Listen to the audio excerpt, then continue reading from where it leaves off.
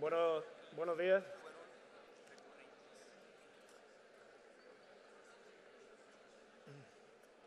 Buenos días, o ya casi buenas tardes, porque estamos en una época de cambio de paradigma bibliotecario hacia lo digital. Estamos en un momento de paso del ecuador del Congreso, justo en la mitad, pero también estamos en un momento, en un instante de transición entre la mañana y la tarde, y esperemos que esa transición dure, como nos recomiendan aquí expresamente, justamente hasta las 14:30, que es la hora prevista para el almuerzo, así que yo por mi parte trataré de hacer una presentación y una moderación muy escueta y ceñirnos al tiempo de 20 minutos para cada ponente y dejar tiempo para que ustedes puedan intervenir. Bien, vamos a dar comienzo a esta tercera mesa redonda, tercera y última mesa redonda del Congreso.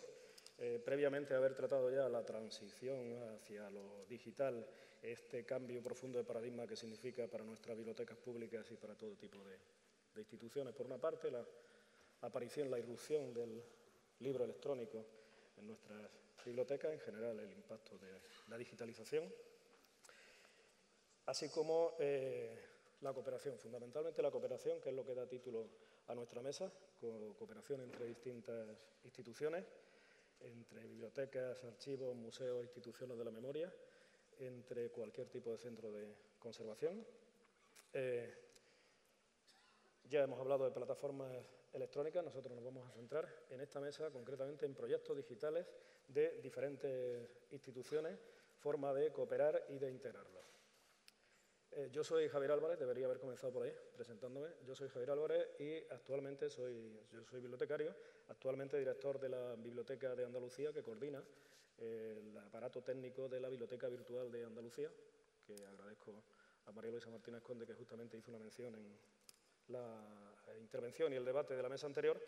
La Biblioteca Virtual de Andalucía fue un proyecto en su momento entre los pioneros en materia de digitalización a escala regional. Comenzó por el año 2003 y actualmente aporta a Hispana 103.000 objetos digitales, consiguientemente a Europeana, con lo cual suponemos aproximadamente pues, una 30ª parte del total de objetos digitales que aporta Hispana a Europeana. Y no está nada mal, puesto que tenemos en cuenta que más de 170 repositorios digitales y 568 colecciones, pues debemos estar un poco por encima de la media y además, como se dijo en la última intervención de María Luisa, aportamos otro tipo de soportes que no son exclusivamente bibliográficos digitalizados, sino vídeos sobre literatura, entrevistas a autores de viva voz, cultura oral, también se mencionó, audios y otro tipo de soportes no textuales. Nada, vamos a comenzar hablando de cooperación. Cooperación ha sido la palabra sin duda más repetida, desde luego ayer, en las intervenciones, en las preguntas, en los tweets. Incluso alguien preguntaba que cómo se conjugaba el verbo cooperar, obviamente, salió en los tweets.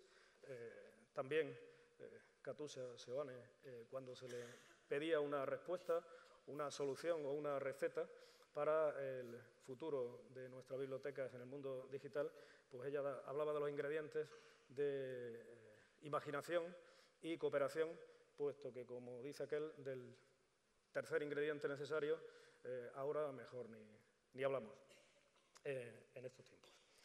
Bien, es un concepto muy repetido y es un concepto del que vamos a hablar. Aparentemente, nuestras 4 ponencias podrían parecer un poco distantes, dispersas lo están en el espacio, pero tienen un denominador común que es la cooperación.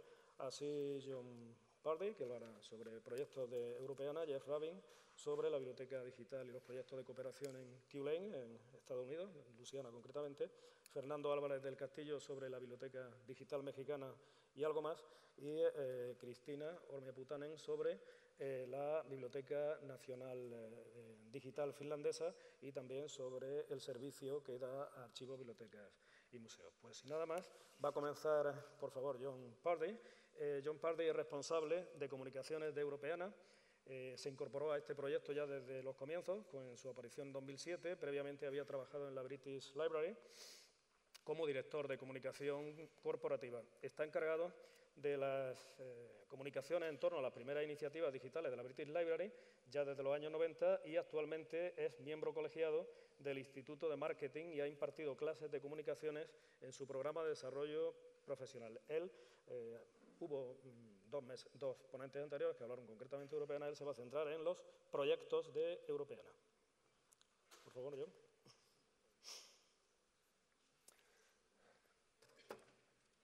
Javier, thank you very much. Hola, buenas tardes. I'm delighted to be here again in Spain at this public library conference. I was invited to speak at the conference in A Coruña a few years ago. I enjoyed that experience enormously, and I found that the energy and dynamism of the Spanish public library sector, the discussions that you were having, were very exciting, very interesting from a personal point of view as somebody that spent a lot of time in libraries, but also from the Europeana perspective, looking at all of the digital initiatives and the digital excitement that was going on around public libraries. What I want to do today is, since I'm on first in this panel, is give you a broad overview of what we might mean by cooperation, how collaboration has become a standard practice in library, museums, archives, circles in Europe. I want to set the context for what the others will say, because what the others will say is much more detailed, is much more specific. So if we start then with a quick word about what Europeana is. Now, Maria Luisa has already told you what Europeana is.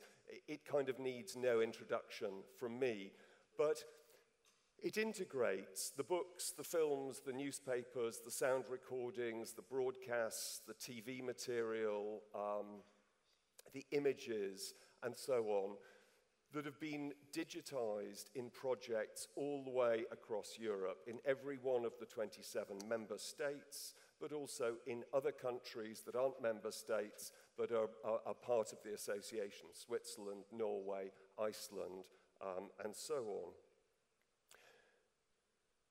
We're working closely with our providers who number over 2,000 museums, libraries, archives. 20 million items are now available through Europeana from 33 different countries in 29 languages, and our main funding is coming from the European Commission, but it mustn't be forgotten that important sources of funding come from ministries of culture and education in the member states, and it's worth mentioning that in the context of the Ministry of Culture in Spain. So growth has been very rapid in Europeana, from 2 million items in 2008 to 20 million now. And that hasn't happened without a really significant effort of collaboration and cooperation across Europe among all of the different memory organizations. I wanted to spend a moment on why integration. What's the basis of it? What's the background? Why is it happening? Integration means bringing together the material, joining up, convergence, if you like. But integration is a word that I'll use quite often. It's a word that I like, this sense in a sense of community of objects. Why is there this strong movement towards integration of galleries, libraries, and museums? I think it pays to go right back to the beginning.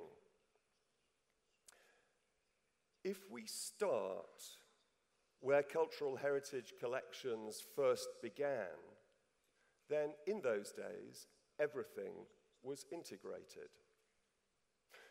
300 years ago, in the Age of Enlightenment, the big idea throughout Europe was to record and to explain the world we live in, to collect our knowledge of the world, to examine it, and to invite interested people to contribute to that and to share it.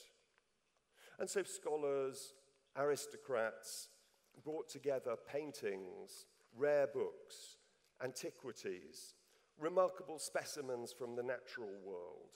They brought treasures from travelers, traders, and explorers from foreign lands. And you can see those here, the paintings, the antiquities, the shells, the objets de vertu, and so on. Brought together to be studied, to be marveled at, to be amazed by.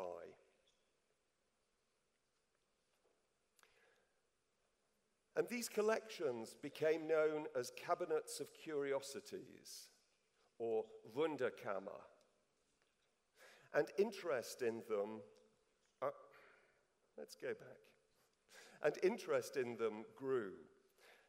And the idea was born that it would be possible to make a complete collection of all our knowledge. This sense that if the world was measurable, then all could be known, and all knowledge could be contained in a single collection. And that led us on to the idea of the Universal Museum. Now, this one here, the British Museum, is not the first universal museum in Europe. There were others before it. The Louvre was one. But it's the one I know best because I worked in this building. And many of you will know the British Museum, so I use it as a good example. And it was founded from an original collection put together by a gentleman and scholar, Sir Hans Sloane. And he gave the collection to the nation in 1753, a collection of 71,000 items of all types, the types that I just talked about before. And then 4 years later, the king, then King George II, contributed his old royal library, so the royal library that had gone back to the medieval period. And with that royal library came the right to a copy of every single book published in the country. So then, this great collection of all that was known, all that was recorded, began. And very importantly, it was created as a national collection to which all interested people had the right of access. Everybody could be admitted on the basis that sharing knowledge produced more knowledge. If I share a loaf of bread with you, I've only got half left. But if I share knowledge with you, you've got the knowledge, I've got the knowledge, and you'll go on to produce more knowledge. Yeah? So this idea that knowledge is a constantly sustainable activity and that grows and grows, then created, in a sense, the next problem. Because the body of knowledge grew and became more specialized.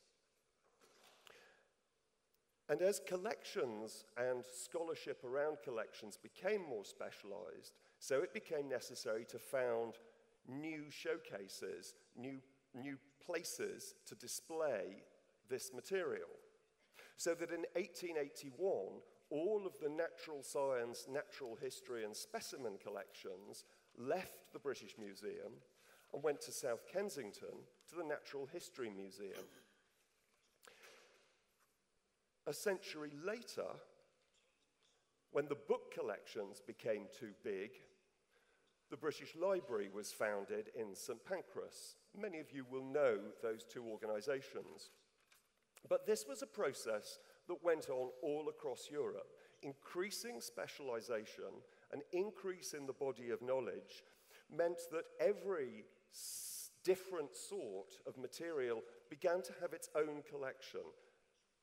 Art galleries, applied design museums, science museums, industrial heritage museums, geological museums, So that this process of specialization continues all the way through the 19th and the 20th centuries. And our professional practice as archivists, curators, librarians becomes more specialized, more focused on different disciplines. And scholarship becomes increasingly narrow and specific. However, all that is now in the process of changing. And that process is changing because of the internet. Because essentially, instead of moving apart, our cultural collections can come back together. The move is towards collaboration and convergence. And the integration of cultural heritage is reflected elsewhere online. This refers to Wikimedia's work with galleries, libraries, and archives, museums. They coined the word glams, which is quite, we quite like that, actually. It refers back to glam rock, David Bowie, Roxy Music. That sense of glamorous is quite nice for museums, libraries, and archives to have. But coining this term is interesting because what it reflects is the perception of the outside world.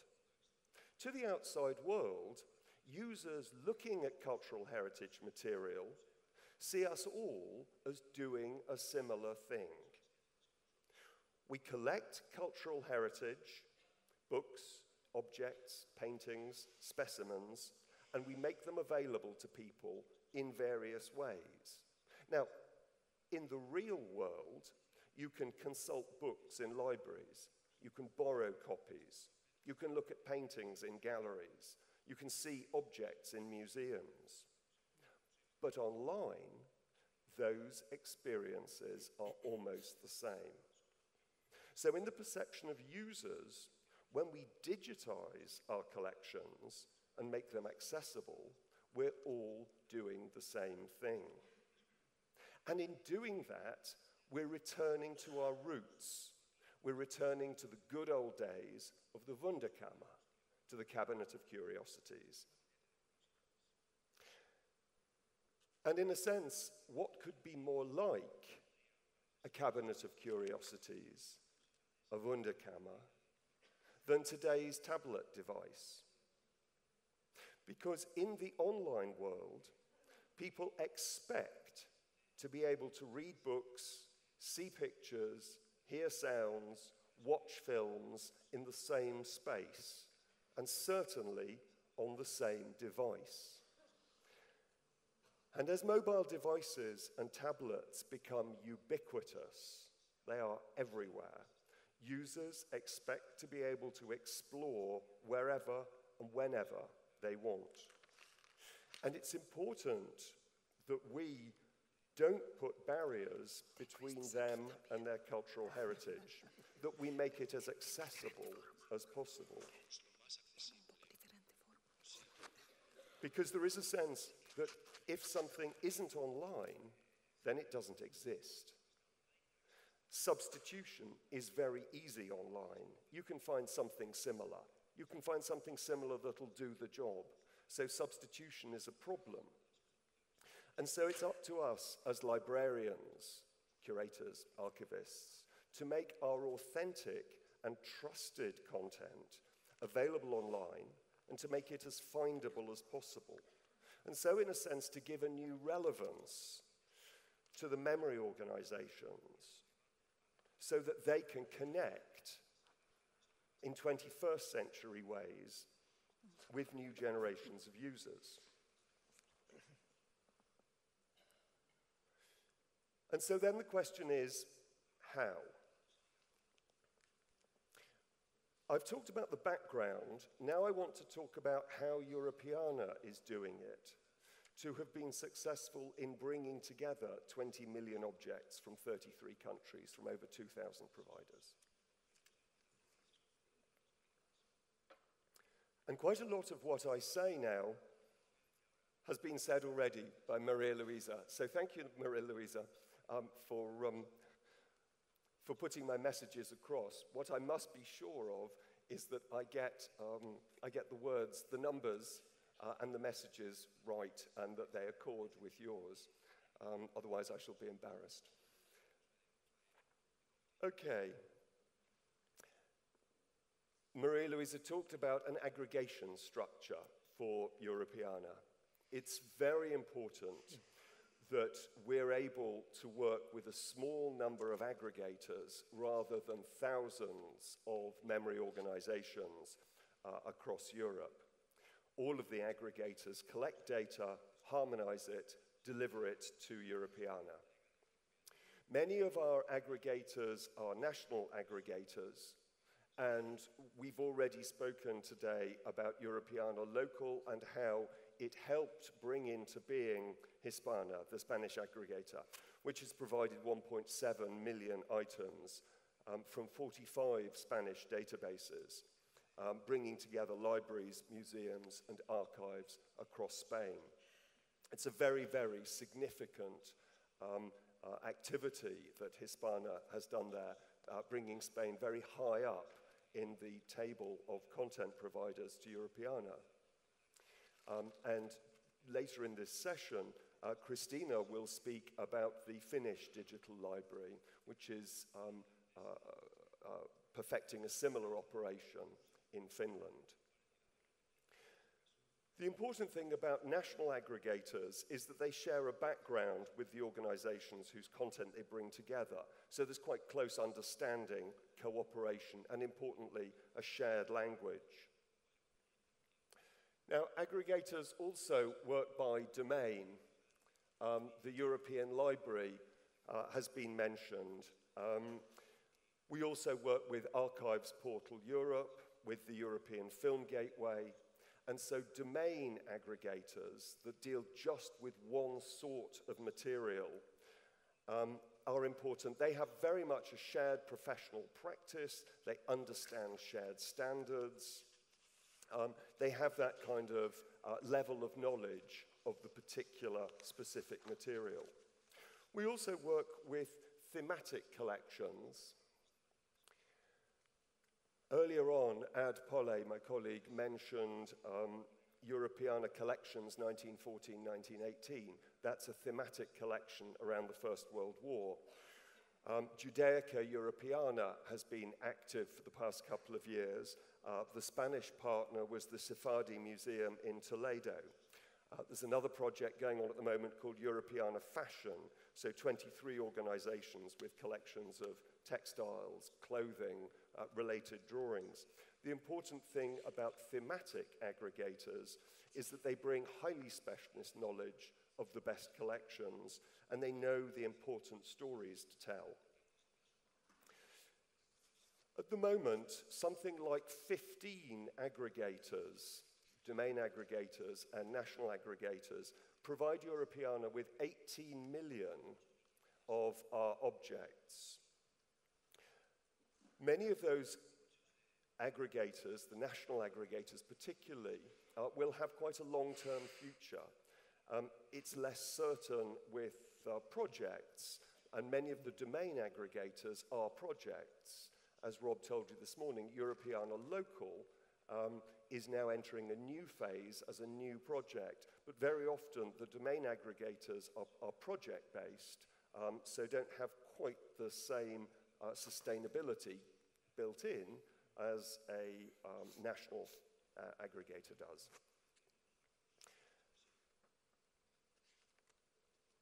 Now, bringing the material together, aggregating the material, how does that work in a practical way? Because underpinning the integration of different materials, there has to be a metadata standard. We started with a very, very simple, lowest common denominator, Europeana semantic elements standard based on Dublin Core. We've developed now a much more complex Europeana data model. And here, working with the different experts in museums, libraries, audiovisual collections, and so on, was absolutely fundamental.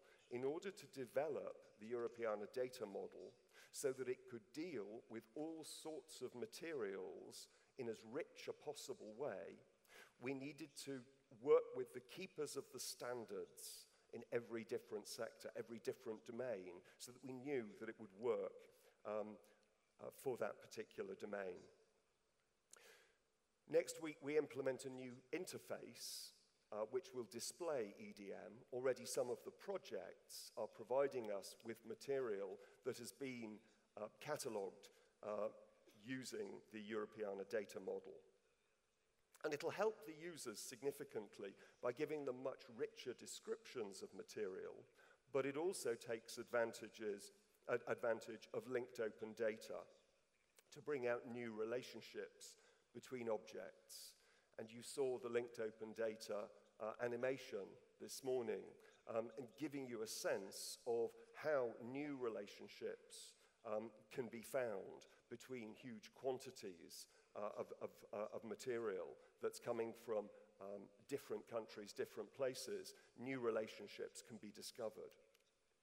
And the next step is to build the Europeana data model into the collection management systems that are used by libraries, museums, archives, so that data can be output in EDM format. And we have a project at the moment called Europeana Inside, which is working with systems suppliers, enabling EDM to be output, enabling data to be output in EDM format. We've talked about the practical level. Let's look very briefly at the strategic level. Right from the start, the Europeana Foundation brought together a board of participants that came from all of the international associations. So the chairs and presidents of international associations that were focused on cinematheques, libraries, museums, audiovisual archives, television archives. And so by creating the board of the organization that sets the policy, it means that we get buy-in right at the top level for collaboration between the sectors. So the Europeana Foundation has been going now since 2007. So in a way, they set the tone for all of their archives and libraries by agreeing right at the top that interoperability is the way forward. We also work with a network of 500 organizations, and I'm sure quite a few of you are members of those organizations that are part of the Europeana network. That makes sure that we get the knowledge exchange and transfer happening between sectors, between countries. And a number of the network, 6 members of the network, are then elected to join the board. So there's a real sense that we're getting a kind of, we're practitioners as well as directors are there on the board talking about the practical issues. So in a sense, we're trying to make sure that expertise, ideas, and technologies are shared at all levels. And very quickly, just to give you a sense that there is the network which elects to the board of participants, which elects to the executive committee, so that we keep this sense of cooperation embedded at the very heart of what Europeana is doing. A very quick word then to finish about the results of this. The most important result, I think, is that we have brought all this material together, but also that we've made the metadata available for free reuse. It's available under CC0, the Public Domain Declaration, which promotes reuse in any context. It makes possible the development of new types of digital service. It puts data out there so that it's ubiquitous. It floats free of its platform. It's independent of its device or portal. We're very keen to support new resources for education, learning, cultural tourism, and so on. We've created the API, which everybody can use in their own websites, but also by using the API, software developers, designers of apps, and so on, can create new apps that use our material in new ways. And the one that's pictured here, Time Mash, is one that uses geolocation data. So it's got the geolocation code. You take a picture of any place that you are, and a similar geolocation code is matched in Europeana, and it brings up pictures of what that place used to look like. Very smart idea. It won our hackathon competition last year. So it gives you a sense that collaboration between GLAMs, galleries, libraries, archives, and museums isn't just about creating value for users, but it's about creating a wider value for society. It's providing support for digital innovation, creative enterprise, and ultimately for growth. Thank you.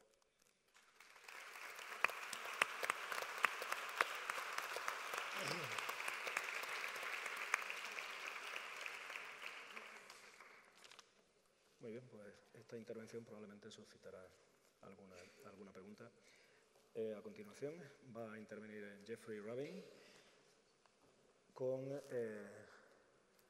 una presentación sobre la colaboración como medio para aportar valor añadido a las bibliotecas digitales. Jeff es supervisor de la Biblioteca Digital de la Universidad de Tulane. Forma parte del proyecto de la Biblioteca Digital de Luisiana desde 1999, cuando se creó la primera colección del Museo Estatal de Luisiana, alojada en la Biblioteca Digital del mismo estado. Durante los últimos 13 años ha estado trabajando en varios proyectos colaborativos de biblioteca digital a todos los niveles, nacional, regional o internacional. Antes de comenzar a trabajar en la Universidad de Tulane, Jeff fue director de los servicios de conservación del Museo Estatal de Luisiana. Y de hecho su formación es fundamentalmente como especialista e historiador del arte. Cuando quiera, Jeff. Well, buenas tardes. It is an honor to be invited to speak to everyone and to share what we are doing at Tulane University and to learn all about what is happening in Spain's public libraries. This is an extraordinary and rare time to be involved in libraries. As Roger Levine spoke about yesterday, we're in the midst of a revolution, not only for libraries, it seems, but a literal revolution between freedom and tolerance across the world. It seems the whole world is exploding. But for here and now, we will focus on digital libraries and the value which collaboration adds to the product and services we create for people. Here, for traditional libraries, I'm referring to the area I work in, which is an academic library. But the ideas I will talk about are applicable to public libraries, business, arts, and science as well.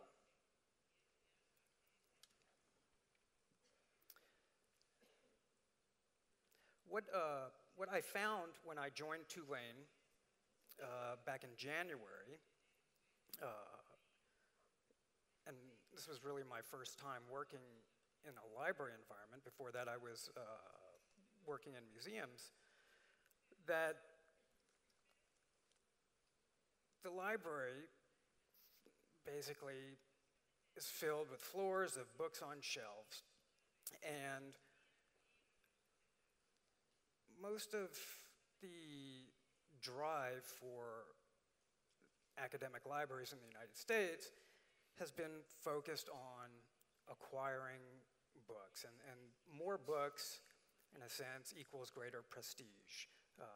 Is 3 million volumes great enough, or is 5 million volumes great enough? The problem with that is how many of these volumes are actually being used. When was the last time these books and journals and articles were actually circulated? In our case, more than 50% of our holdings had not been circulated in the past 5 years. So the question for not only traditional libraries, but also for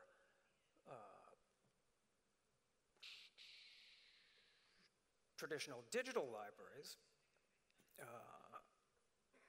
is kind of similar. The traditional digital libraries that I have worked in and that somehow populate most of American digital libraries are focused on discrete collections of materials. There is a huge number of items that have been digitized. That number is growing every day, as Jonathan spoke about, and Europeana reaching 20 million items. The problem that we have is that there's a staticness to these items, that they become like books on shelves. People search, people discover these items, and they look at them. But where else do you go with that? Aside from, a user searching through Google and finding item-level records within our digital libraries, there are not many connections to other pieces of information, to other context. And so, let me catch up here.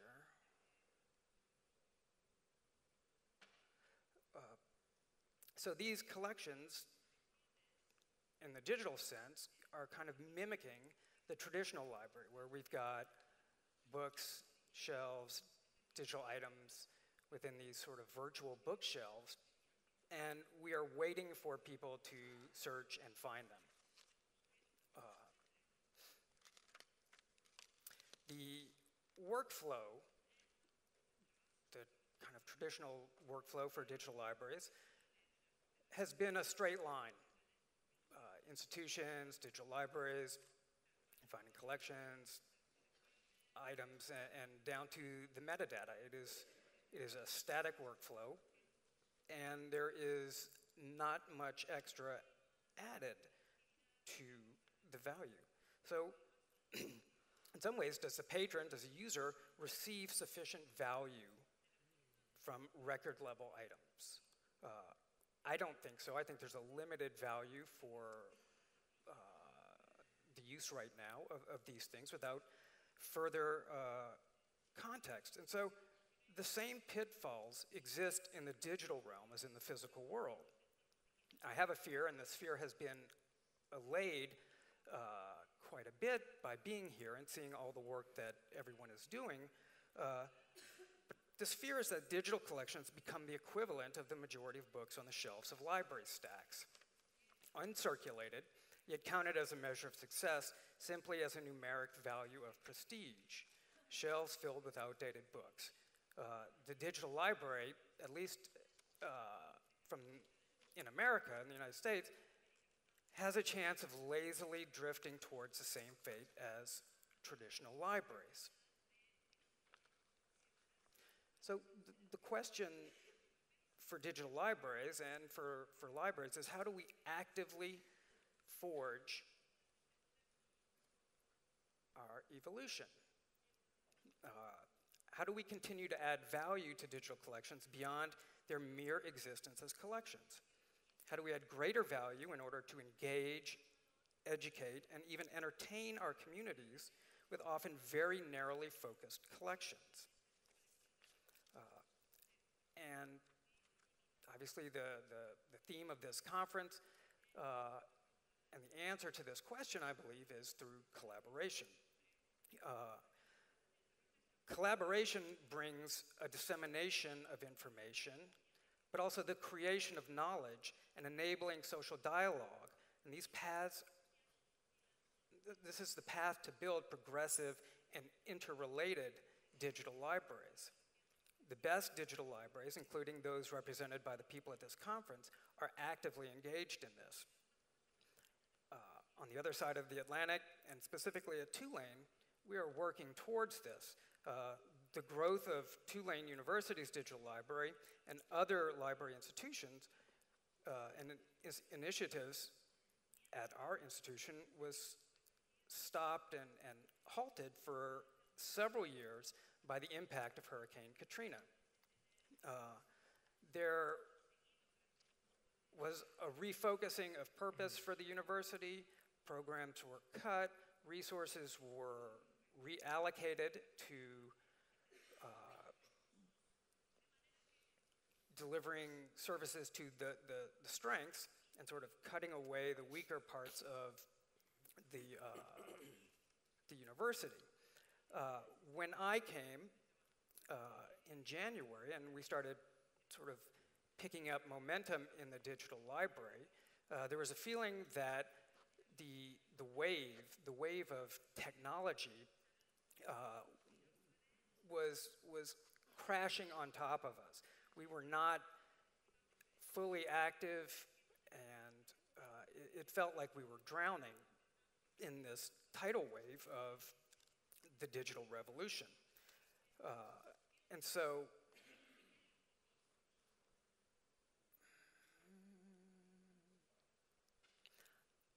the idea and what I tried to bring to the digital library and the other initiatives that I work on is this opening up of collections, of moving the digital library really outside of special collections where it had been primarily focused, the creation of these discrete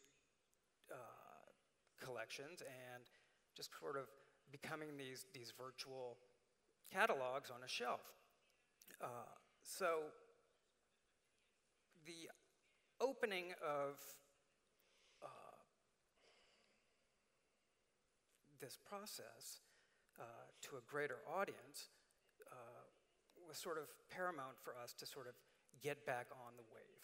So what makes collaboration easier today? Easier in a sense of collaboration on a global scale, not just within your own communities.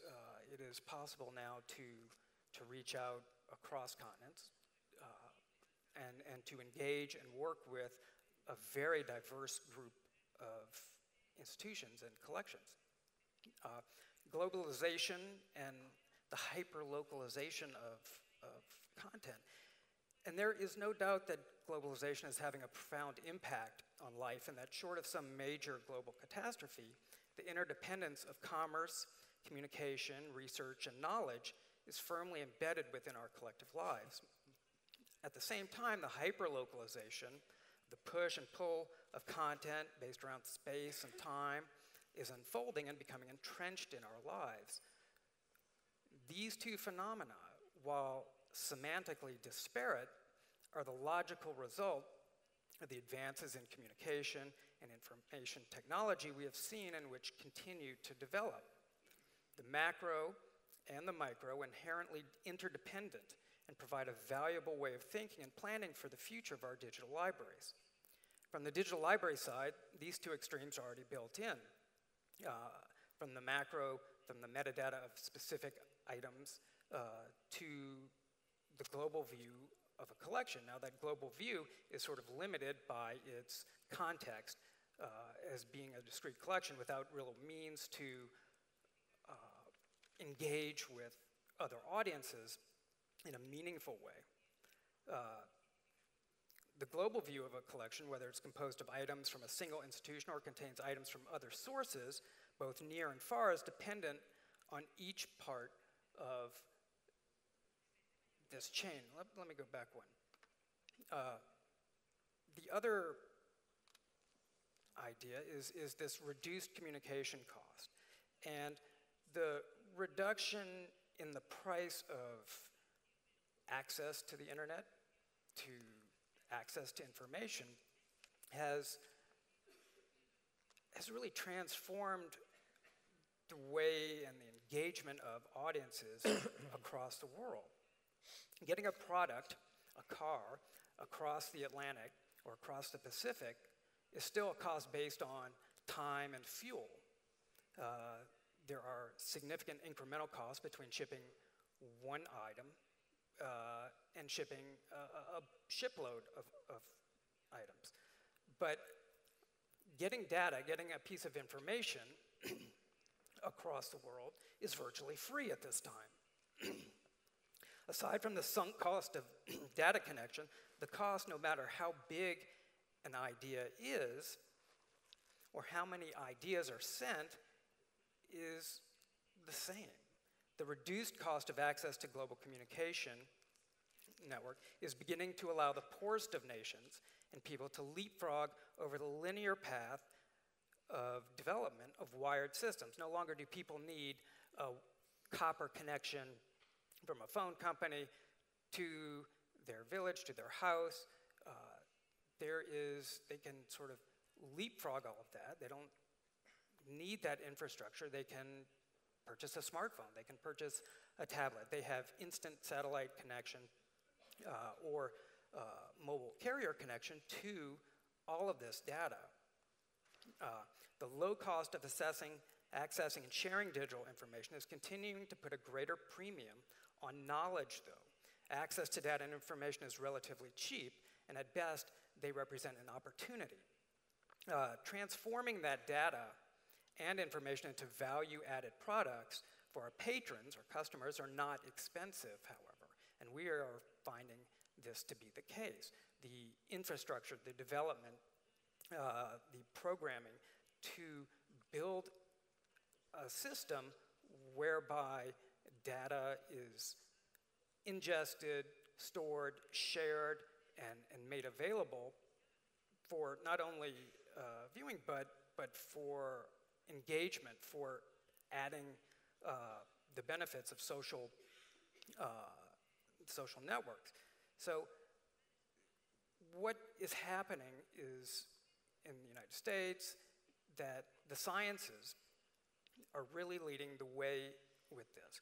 The national science funding agencies are mandating that all funded data be available basically for free to the public and to other researchers across the world. This is happening. This is, in the next few years, will be in place. And these systems will have to be developed in order to receive continued funding. The humanities, on the other hand, don't have that big pile of money luring them down this path. There is not that investment that the sciences has. Nonetheless, the humanities will be able to take advantage of that. And so, in some ways, we're riding the coattails of these advances that are being sort of pushed down from the sciences.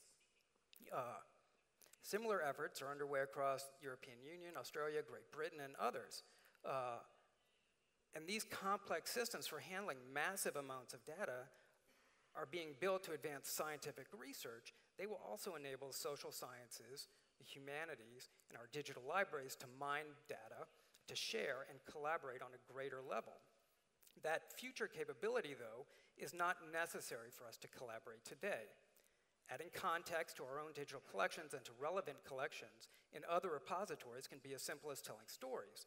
Building strong and trusting relationships with a wide variety of people and institutions powers us to achieve more.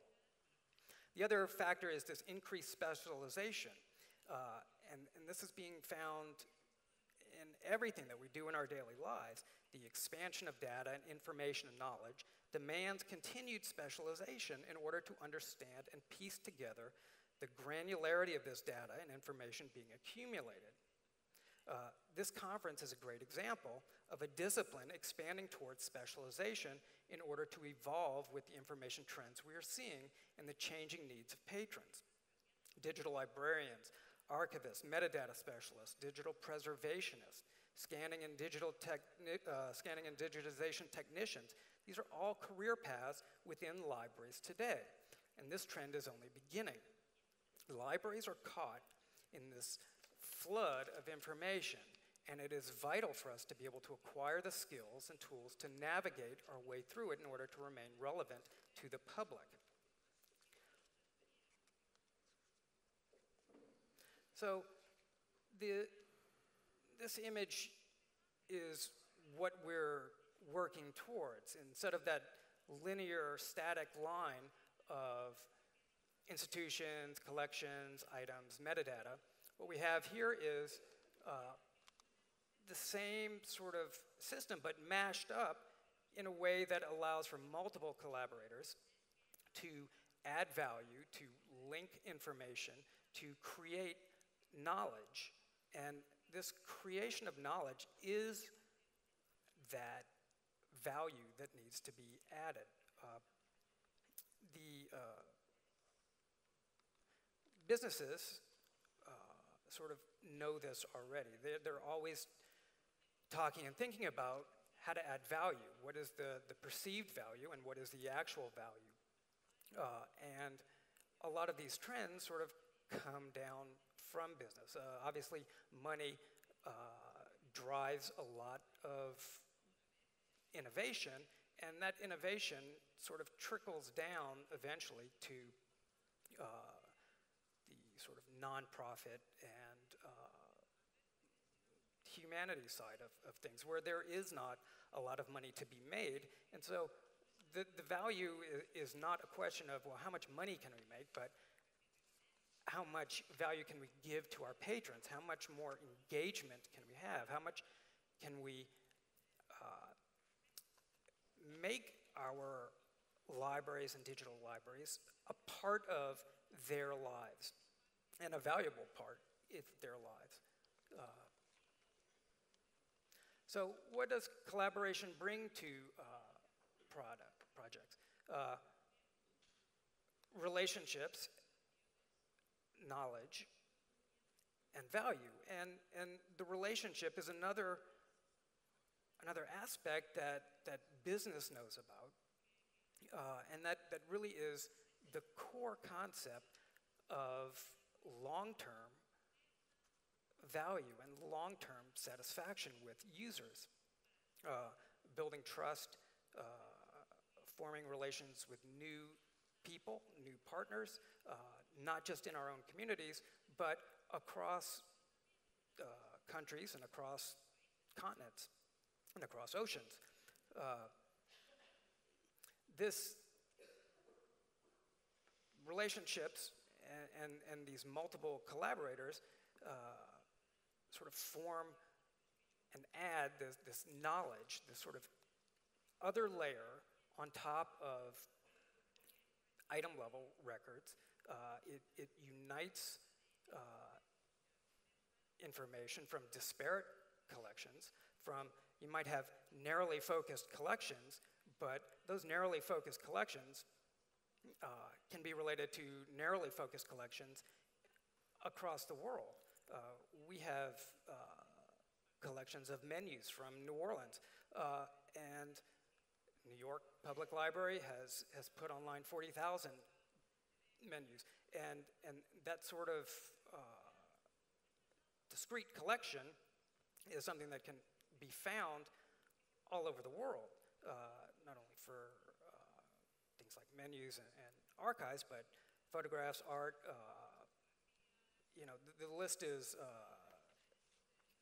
great. So at Tulane, what we have done in the past 9 months is really change our approach to how we build and submit new collections of materials.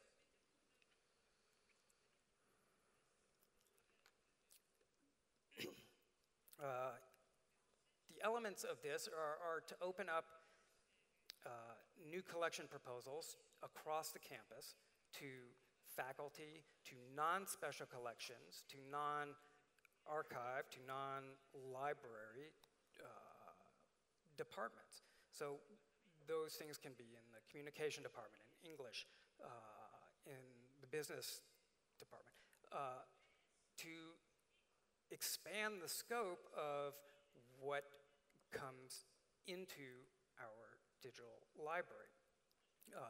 We actively seek collaboration. Part of my job is going across campus and speaking to as many people as I can. And I will show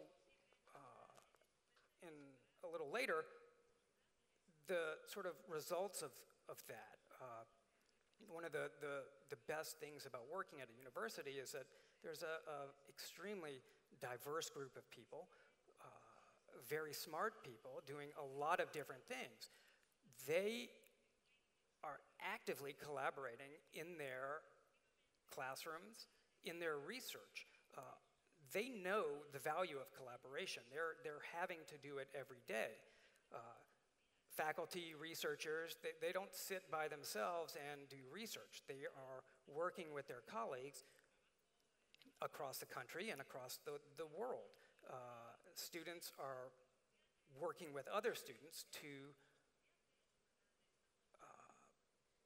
create their work product from their courses. So in some ways, the library's approach is to mimic that approach of the academy.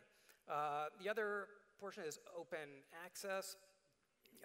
We are strongly behind the open access movement, and we really do not put anything online that is not freely available to the public. And the other criteria for creating new collections is the creation of knowledge and the adding of value to these materials. New collaborations at the Tulane Digital Library. Media NOLA is a project that is started by a professor of communications at Tulane. And what this project does is it tracks the cultural production of people in New Orleans. That cultural production is based around, it's so broad. The culture in New Orleans is integrated into everyday life. So whether it's jazz, food, Mardi Gras, the arts, tourism, all of that material is being mapped and tracked using geotagging, and the entries, the sort of wiki model of adding descriptions, adding the content parts is being undertaken by a lot of the students in her program, and they contribute, the information gets vetted and inputted into the system. So you can track where are Mardi Gras Indians located within the city, where are food, restaurants, video production. It really is a broad thing. And what we're hoping to do is to be able to take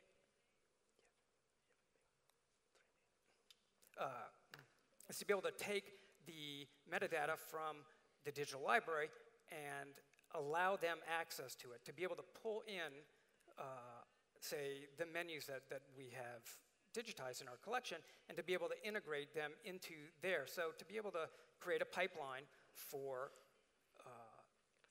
them. This material, this Media NOLA project, is integrated into classes at coursework at Tulane.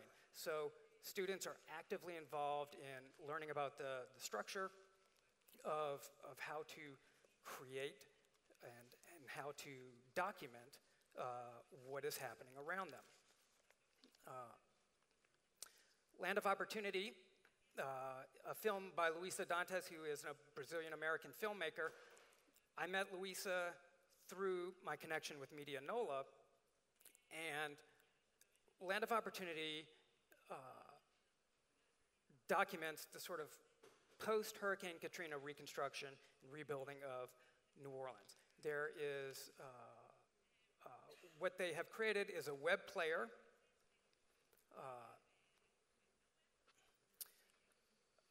a web player which integrates a lot of content not in the film, a lot of the background material.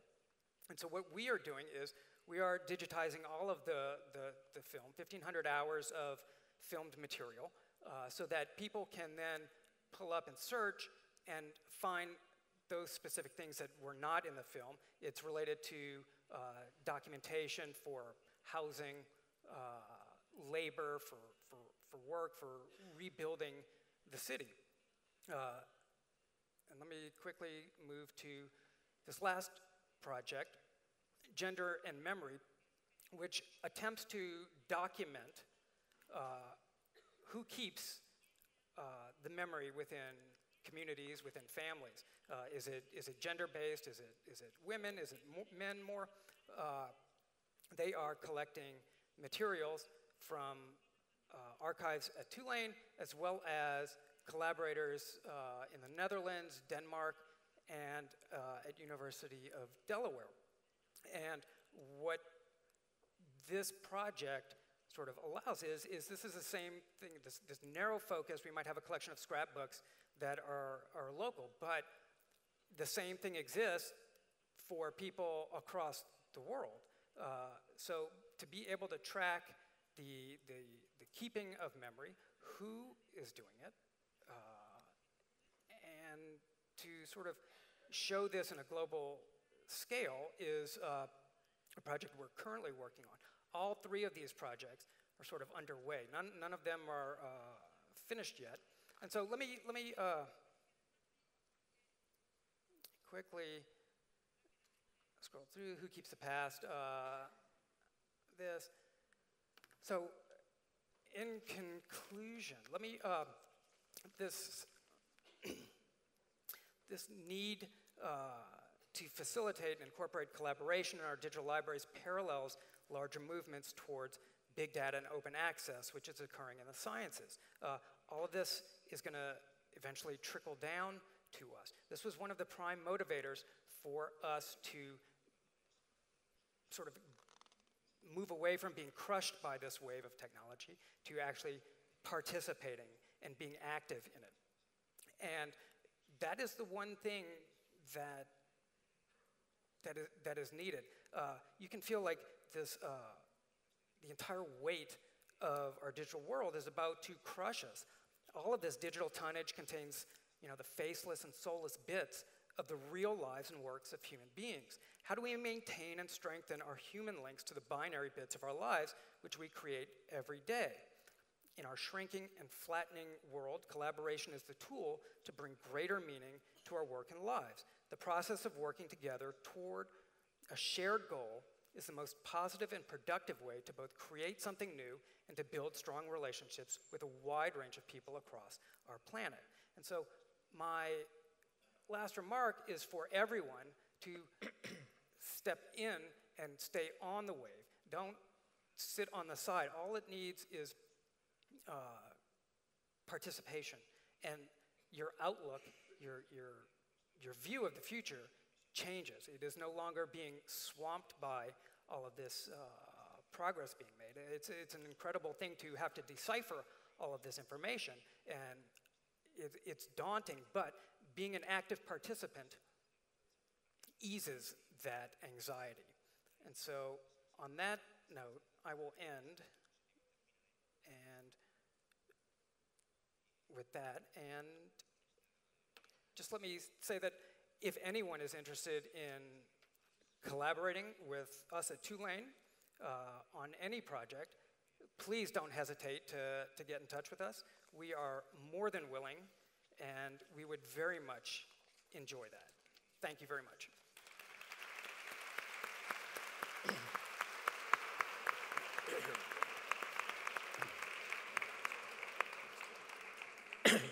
Muy bien, muchísimas gracias, Jeff.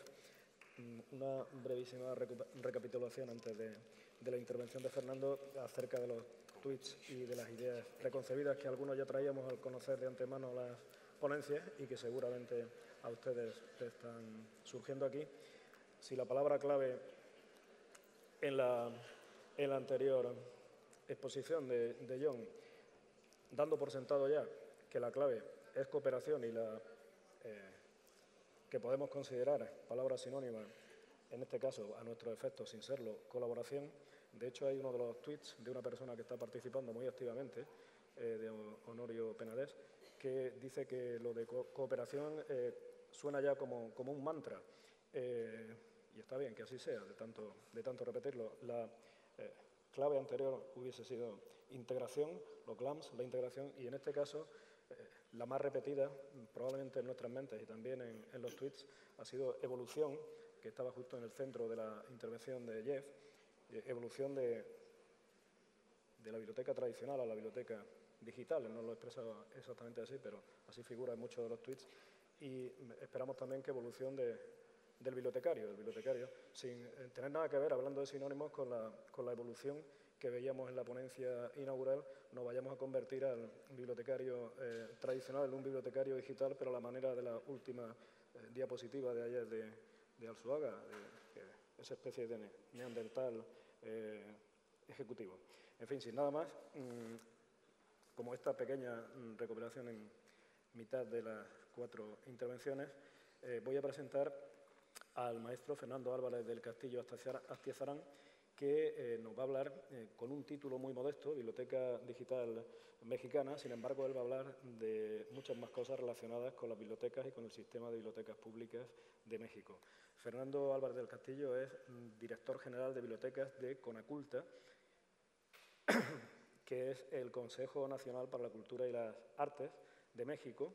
Él ha cursado estudios de Derecho y tiene una faceta que es productor de la serie radiofónica ¿Quién es quién en la historia de la música?, en Opus 94, del Instituto Mexicano de la Radio, y ha producido durante 18 años la serie Pensamiento musical en la historia de la radio de la Universidad Nacional Autónoma de México.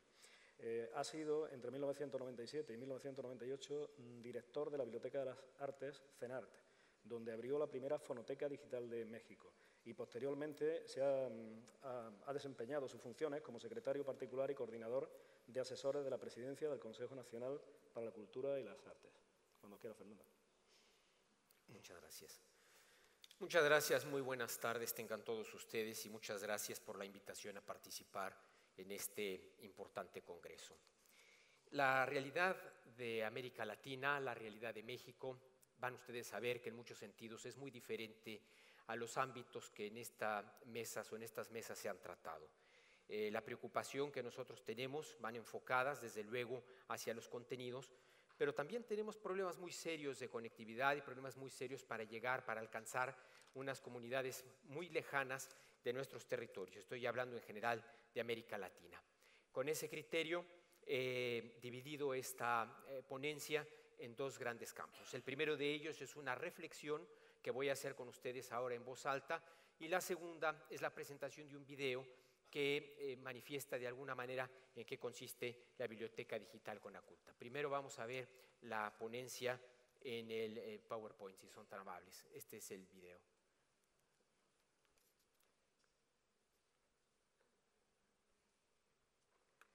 Bueno, en lo que la localizan, primero es la ponencia en PowerPoint.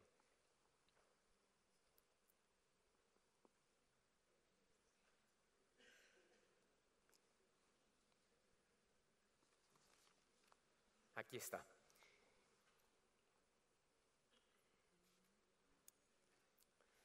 La serpiente dijo a la mujer: ¿sabe Dios que el día que comáis de él, del fruto del árbol, serán abiertos vuestros ojos y seréis como Dios, sabiendo el bien y el mal? Esa es la idea que tiene el génesis de la sabiduría, el conocimiento que nos haría como dioses, sabiendo lo que es el bien y el mal.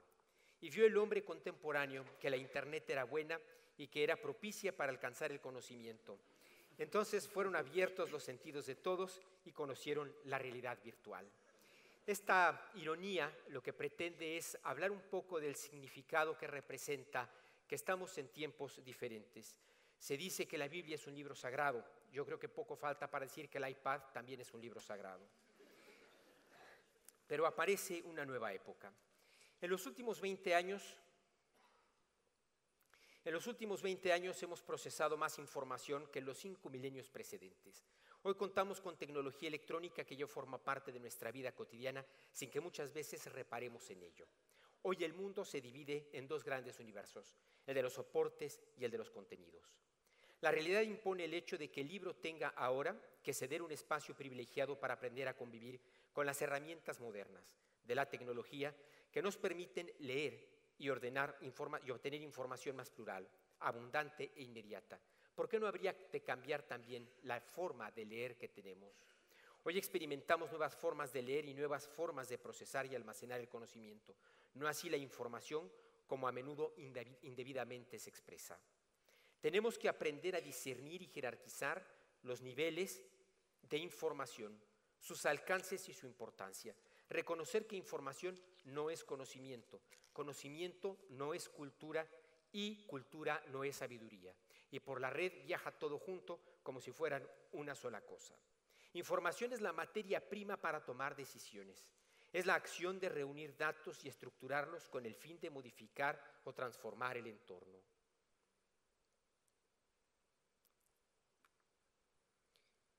Información es la materia prima para tomar decisiones. Es la acción de reunir datos y estructurarlos con el fin de modificar o transformar el entorno. Hay hombres muy bien informados. Pensemos, por ejemplo, en los conductores de los programas de noticias, pero lamentablemente muy ignorantes, no todos. Conocimiento es conciencia del ser a partir de la experiencia del aprendizaje y del dominio de la misma información. Es la relación intrínseca de quien conoce con el objeto por conocer. La cultura, en cuyo origen se reconoce el término cultivo, los romanos diferenciaban muy bien lo que era cultivado de lo que era silvestre. Lo cultivado era aquello que era tratado, aquello que era guiado, aquello sobre lo que se trabajaba, se regaba, se protegía, se cuidaba de los animales. Esa era la parte cultivada. La parte silvestre era la semilla que caía en el terreno fértil, pero era la naturaleza la que se ocupaba de ella. La cultura en cuyo origen se conoce el término cultivo es resultado de horas de lectura valiosa, de convivencia con el arte, de conversación enriquecedora, de música buena y provechosa, conocimientos todos que en conjunto son capaces de crear personas cultas y virtuosas, dirían los griegos. Un estado superior de esa virtud, un conocimiento muchas veces empírico y una conducta prudente y justa hablan de un ser sabio y virtuoso. La sabiduría es un grado supremo no tanto del sujeto a la condición de saber como a la naturaleza del ser. Es decir, se es sabio más que poseedor de la sabiduría. Pensemos, por ejemplo, en Alfonso X el Sabio. ¿Cuántos libros pudo haber tenido a su alcance este extraordinario personaje? Y sin embargo, seguramente eran muy pocos, y sin embargo lo recordamos como el sabio. Solo el conocimiento que llega desde adentro es el verdadero conocimiento, dice Sócrates. En los últimos años, el perfil de la biblioteca pública se ha venido transformando a nivel mundial, lo que hace impostergable un replanteamiento y un nuevo modelo de operación. La biblioteca busca ser ahora una escuela práctica en el uso de nuevas tecnologías, en la formación de sus bibliotecarios, muy importante tomar en cuenta la función específica del bibliotecario que está cambiando, pero que creo que en muchos sentidos se fortalece. En la ampliación de sus servicios, en la capacidad de realizar búsquedas de información y en discriminar y valorar el conocimiento. En este proceso, insisto, no podemos olvidar al bibliotecario y a su comunidad. La biblioteca debe concebirse como un espacio libre, plural y democrático que ofrezca una gran diversidad de conocimientos. Los archivos, las bibliotecas, los servidores son espacios reales o virtuales que sirven para almacenar datos que en su conjunto se traducen en conocimiento. Si bien es cierto que por la red viaja un caudal impresionante de información, las bibliotecas continúan siendo espacios donde se genera, se resguarda y se almacena dicha información. Solo el conocimiento que nos hace mejores, solo es útil el conocimiento que nos hace mejores, dice Sócrates. Decíamos que el mundo se divide hoy en soportes y contenidos. Por un lado, están los soportes, dispositivos, formatos, plataformas y sistemas que ofrecen una tecnología en permanente transformación. Son en sentido estricto medios y no fines, y a menudo se toman como fines. Por el otro lado están los diversos contenidos. Quien no añade nada a su conocimiento los disminuye, dice el Talmud. Frente a las herramientas y conceptos que se están volviendo obsoletos, incluido en muchos sentidos el libro impreso, se requiere de una guía que nos ayude a buscar y seleccionar información confiable en Internet. La información y los conocimientos disponibles a través de los recursos digitales es inconmensurable. Es un camino sin retorno hacia la democratización del conocimiento. Debemos evitar la duplicidad de documentos y libros y la violación a los derechos de autor. Debemos defender la pluralidad e impedir que las grandes empresas tecnológicas se apoderen del bagaje cultural de un país o del contenido de sus archivos y bibliotecas, y que se tenga que pagar por el acceso al conocimiento del que es depositaria la humanidad por derecho propio. Los estados, en general, los gobiernos gubernamentales, los gobiernos, se han estado uniendo este es un tema de cooperación, para fortalecer que el derecho propio de la humanidad a los contenidos se mantenga, se fortalezca y no necesariamente se tenga que pagar por él, pero hay que tener cuidado. Hoy pretendemos digitalizarlo todo, lo que sin duda habrá de favorecer el acceso a infinidad de conocimientos y objetos creados por el hombre. Pero debemos hacerlo con cuidado y seriedad, pues llegará el momento en que lo que no esté digitalizado sencillamente no existirá. Y por el contrario, lo que más demanda tenga parecerá alcanzar un valor superior. Por ello, no deberá sorprendernos que en un futuro próximo los secretos mejor guardados estén en los libros.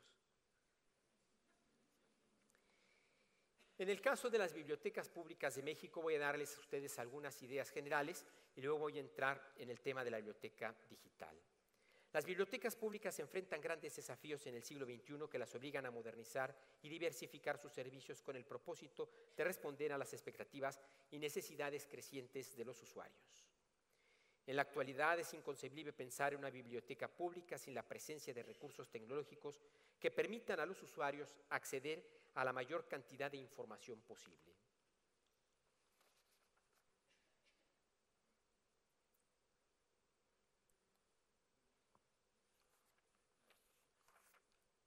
Una biblioteca pública debe constituirse en un espacio físico y virtual que ofrezca a los usuarios nuevas oportunidades de crecimiento y desarrollo personal, donde se garanticen los derechos de acceso al conocimiento libre y gratuito. Algunas cifras generales. La extensión territorial de México es casi 2 millones de kilómetros cuadrados. Los municipios son 2.445, de ellos 1.251 tienen todavía un alto grado de marginación. El número de habitantes son 112.3 millones. Todavía se hablan 89 lenguas indígenas por 6.6 millones de habitantes. Habitantes con acceso a Internet son 40 millones, de ellos 31.4 acceden desde centros públicos, en este caso en particular de la mayoría de bibliotecas.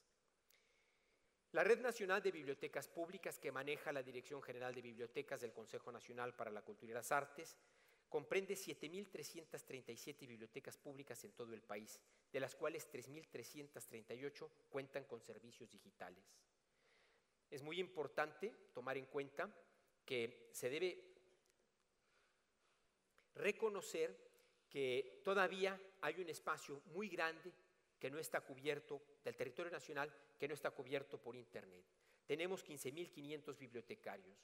De los 2.445 municipios, el 93% tiene por lo menos una biblioteca pública. Pero aquí el tema está en que algunas de estas bibliotecas públicas tienen equipo de cómputo, pero no tienen conectividad. En el año de 2002, la Fundación Bill y Melinda Gates donó al gobierno mexicano $29 millones para emprender el programa de digitalización en la biblioteca pública. Este programa consistió en repartir computadoras, ordenadores a las bibliotecas públicas del país, llegando a 3.800 bibliotecas públicas. Pero esto no supone que tengan conectividad. Ahora voy a pasar a ustedes a presentar la biblioteca digital.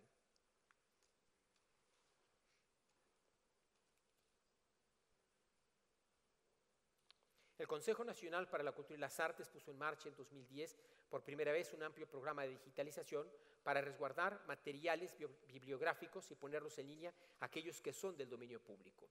Vean ustedes que hay un retraso, hay un rezago enorme. Nosotros iniciamos esto en el año 2010. Hay otras instituciones como la Universidad Nacional Autónoma de México, que ya había iniciado un proceso importante de ordenación de materiales y de digitalización. Pero aquí la característica fundamental es que la digitalización que estamos haciendo nosotros no corresponde a las características o a los criterios generales de conservación y preservación. Nosotros estamos haciendo selección de materiales con criterios que tienen que ver con la demanda de los usuarios, siempre dentro del marco de los derechos de autor, pero estamos digitalizando fundamentalmente materiales del siglo XIX y principios del siglo XX de autores clásicos mexicanos y universales. Y desde luego hay algunos autores universales también, como el caso de Cervantes, como el caso de Quevedo, que también están digitalizados para que haya acceso de estos autores en esta biblioteca digital. La Biblioteca Digital Conaculta, que incluye más de 3.000 libros digitalizados del dominio público en texto completo y otros recursos digitales, se está distribuyendo a 4.000 bibliotecas públicas. Esto lo van ustedes a ver, lo explica el video que vamos a presentar ahora. Este material, el material que se está digitalizando, se almacena en un disco duro, y es lo que estamos repartiendo, un disco duro que nos permite tener acceso a esta información. Obviamente es una biblioteca muy limitada, pero tiene una ventaja enorme. Reparte libros digitalizados a las bibliotecas que no tienen acceso a la conectividad o que tienen una conectividad muy precaria. Ustedes ven en muchas ocasiones que un usuario está bajando un texto o está viendo una película a través del Internet y consume todo el ancho de banda que se tiene en la biblioteca pública. Entonces, lo que nosotros estamos buscando es una alternativa de sustitución, y este disco duro además se puede conectar en línea, lo que permite que si hay 5 ordenadores en la biblioteca, pues haya 5 bibliotecas digitales. Ahora sí, si quieren ustedes, si son tan amables de poner el video. Ahora no quiere.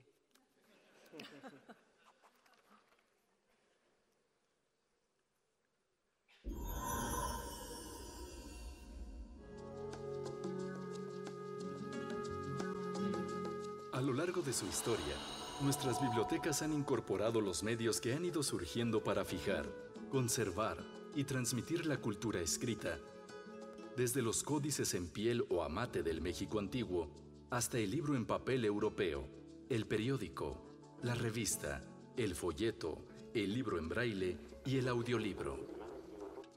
En nuestra época, las bibliotecas no son imaginables sin el libro digital y el libro electrónico, frutos de una de las mayores revoluciones en la historia del libro y medios, que hoy en día tienen potencialidades incalculables.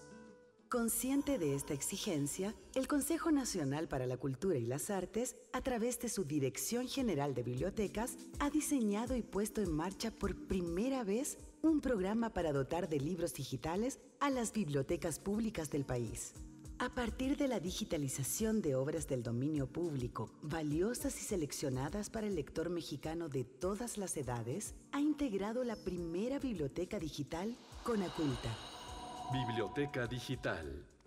La Biblioteca Digital Conaculta es un rico acervo de textos y recursos digitales contenido en un disco duro externo distribuido en más de 4.000 bibliotecas públicas en todo el país que cuentan con computadoras, acervo que se añade a los libros en papel que ya tienen y que seguirá llegando.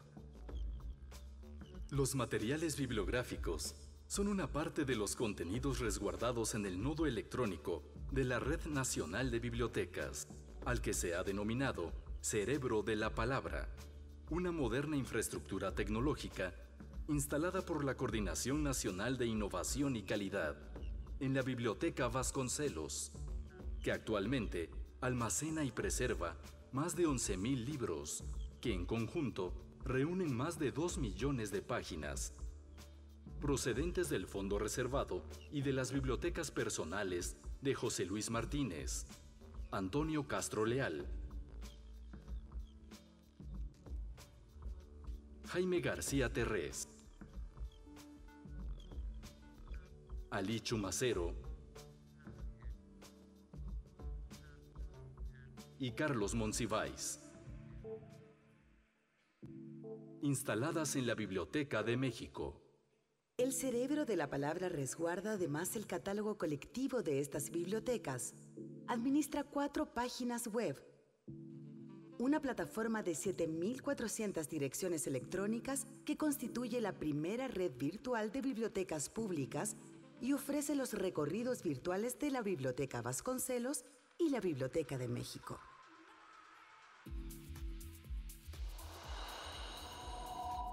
Contenidos.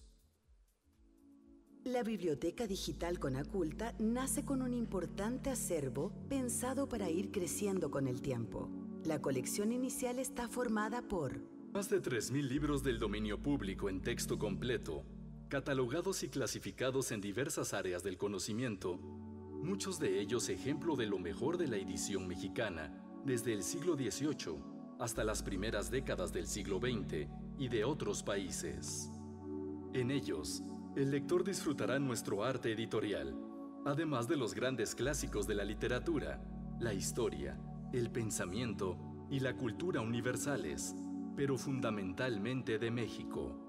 Una selección de más de 50 tesoros bibliográficos de la Biblioteca de México, entre los que figuran incunables mexicanos, ediciones de las primeras décadas de la imprenta europea y piezas de extraordinario valor y rareza que podrán gozar los lectores en la biblioteca de su propia localidad.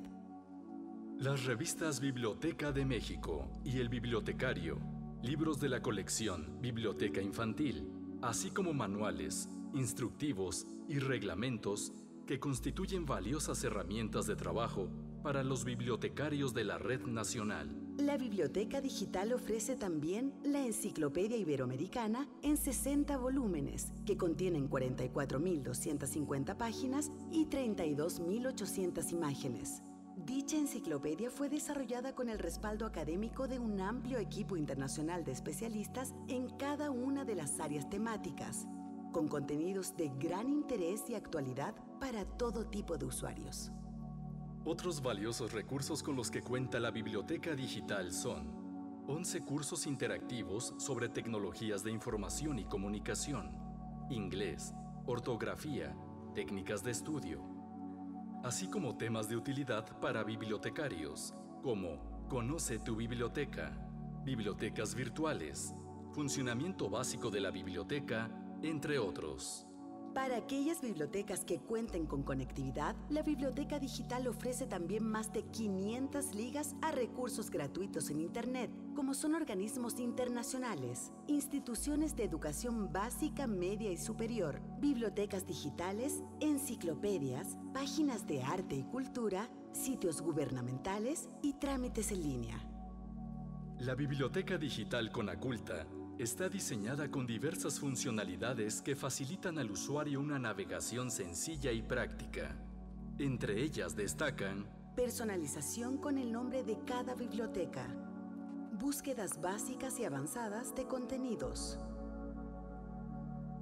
sugerencias aleatorias de contenidos y el listado de los 10 libros más consultados en la biblioteca, acceso a libros mediante una vista gráfica o un listado, funciones para visualizar los libros como acercamiento, búsqueda de palabras en el texto, vista en pantalla completa, entre otras. Clasificación temática de las colecciones por generalidades, filosofía, ciencias sociales y ciencias puras, lengua y literatura, arte e historia, así como libros en inglés y publicaciones de la Dirección General de Bibliotecas. beneficios. Crecimiento del acervo y de la oferta de materiales de la biblioteca. La Biblioteca Digital permite incrementar, en principio, el acervo con el que ya cuenta la Biblioteca Pública con 3.000 volúmenes más, sin requerir más espacio. Volúmenes que no podrían incorporarse en formato de papel por tratarse de ediciones fuera de comercio. Distribución de libros. La distribución de 4.000 discos con 3.000 libros cada uno equivale a repartir 12 millones de libros, casi la tercera parte de los libros en papel, distribuidos en los cerca de 30 años de la Red Nacional de Bibliotecas Públicas. Estadística ágil y automatizada. La Dirección General de Bibliotecas dispondrá de información estadística sobre el uso de esta colección, que permitirá conocer los hábitos de lectura y preferencias de los usuarios en las bibliotecas, ofreciendo más y mejores elementos para el desarrollo de futuros acervos. Diversificación de servicios bibliotecarios a través de la tecnología. El proyecto se enmarca dentro de la estrategia de dotar de servicios tecnológicos a las bibliotecas a través del cerebro de la Red Nacional de Bibliotecas Públicas. Básicamente, como ustedes pueden ver, los contenidos que tiene este pequeño dispositivo son muy grandes y nos ayudan a zanjar un problema que tenemos de distribuir libros en las bibliotecas públicas. Son bibliotecas pequeñas, la mayoría de ellas son bibliotecas de 120 a 200 metros cuadrados y obviamente ya están saturadas de libros. Entonces, el problema del descarte también es muy delicado porque qué tirar, cómo actualizarlo, y con esto es desde luego un paliativo. Con esto estamos paliando la situación, pero es una decisión provisional. Pero en materia de tecnología, ¿quién puede decir que es permanente? En los países de América Latina estamos luchando por reducir la brecha digital, pero creo que primero debemos reducir la brecha social. Muchas gracias.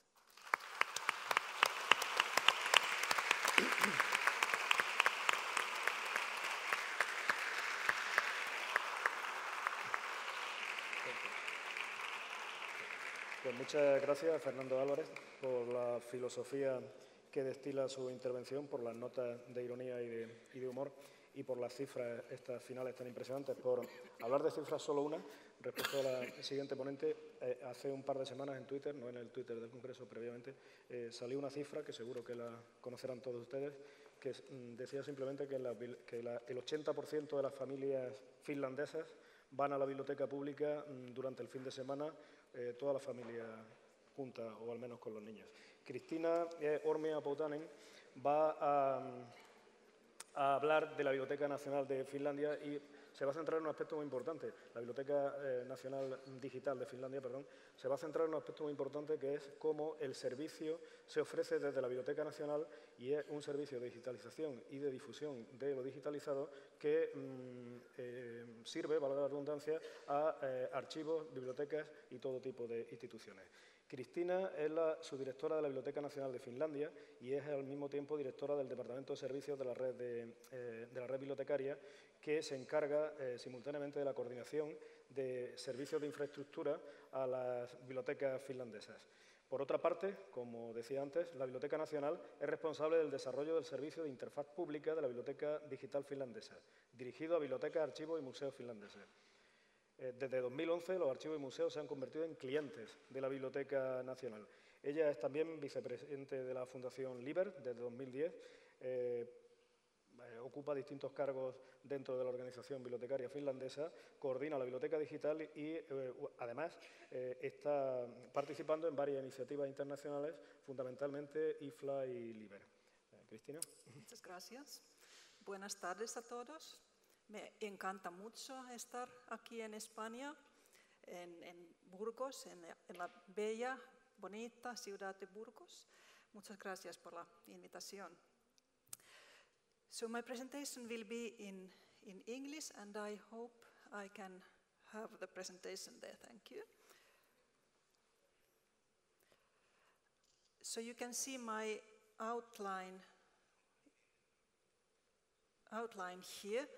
So first of all, some words about background of our library network, National Library as a Service Center. A couple of words about our main projects we are carrying on in developing digital library infrastructure development in Finland, and at the end, our National Digital Library activity. So Finland has been very, very active in information society policy already for 20 years. And you can see in these slides the key areas of interest. Interoperability, so what is more important today than interoperability, and open APIs, so many of you have been speaking about that. User orientation, citizen participation. I think yesterday was very much about the communities and citizen orientation. Common services for the public sector, and of course, in these days with the economic crisis all over the world, improve productivity and profitability. Some words about Finnish public libraries. You can see the statistics on the slide, so I don't go through each detail. But I would like to point out that Finland is a very small country, so we have 5.4 million inhabitants, so a bit less than in the city of Madrid. We have quite many small public libraries in Finland, and we are in the process of merging small libraries to have a sort of a bit bigger libraries in the network.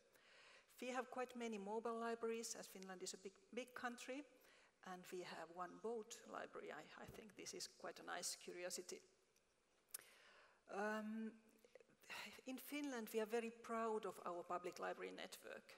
Perhaps you have heard that Finland always is among the 3 best in the PISA studies, and I think one of the reasons is that we have a very strong public library network. And when looking at the figures, so lending per inhabitants, it's almost 20. So I think this is perhaps the highest number in the world. So we really use our libraries a lot. Our library network, so we have 4 sectors: public libraries, university libraries, polytechnic libraries, and special libraries. And what is very special in our country, and it's partly because of National Library activities, is that each sector has organized its activities. So they have a council and they have a chairperson. So always when we want to put up a steering committee or invite specialists to participate in certain activities, we ask these councils to nominate people. So this is very practical, and also our ministry is using this tool, this network, to organize things to happen. We have 2 big service consortia in the country. We have Linnea for library system development for higher education institutions, and then we have the Finelip for national licensing.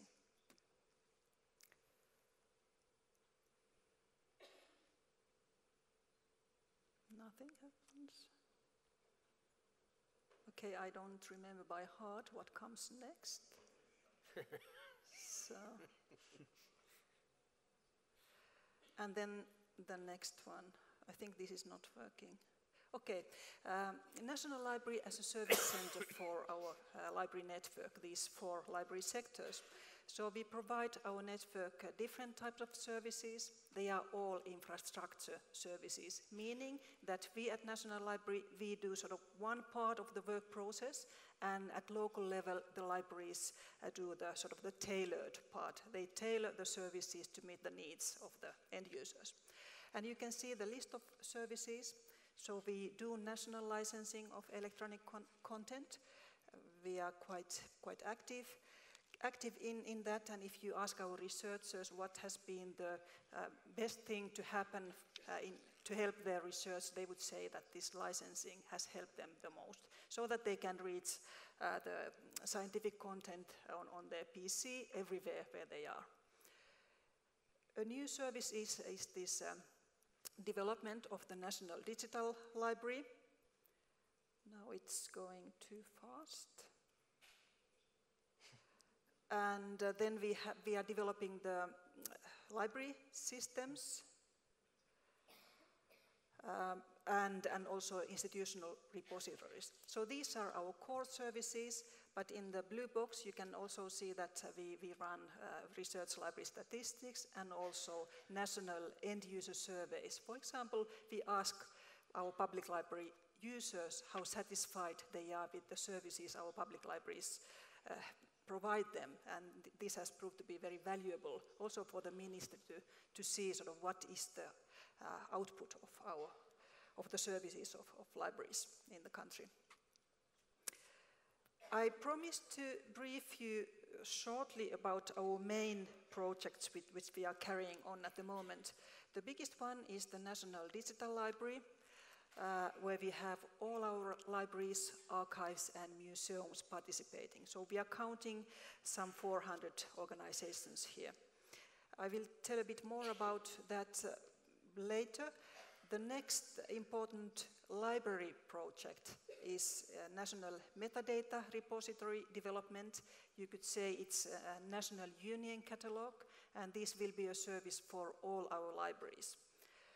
The metadata repository is for the librarians. It's a service for librarians to catalog the information, so they can use different kind of tools to make the process very effective. On the other half, the National Digital Library, it's for end users. So we have divided sort of for whom we develop the services. Digital Library for end users, metadata development for librarians to make the processes very clear. And the third one, we have started to plan a new library system. So in our higher education libraries, we use Voyager, which is a product by Ex Libris.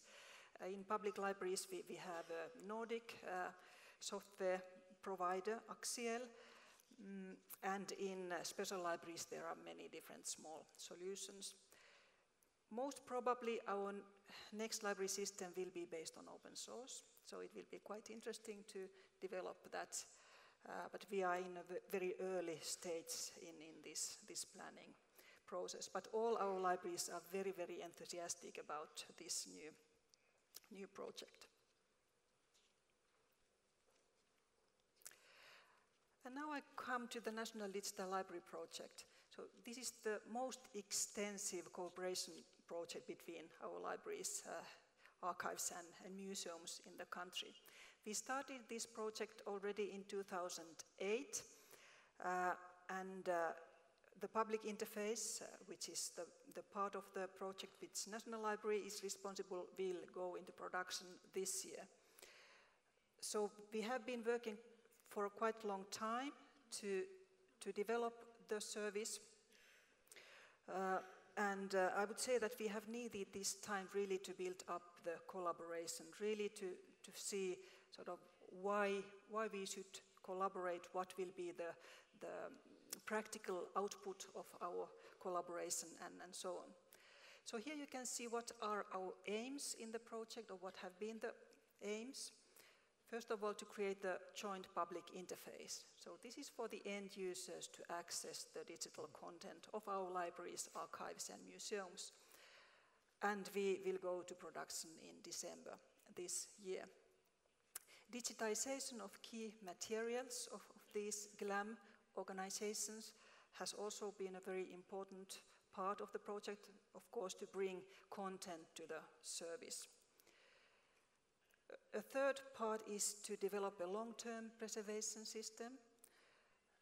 This is in a planning phase. At this point, we don't have yet the funding really to develop the service, so that's why a very detailed planning is being done at the moment. Promoting of interoperability is one of the very, very core issues in this project, really, as we are counting on so many organizations to participate, 400, which have very different kinds of systems, so the systems have to interoperate. And also we work as an aggregator for Europeana. And we have developed a small software for this purpose.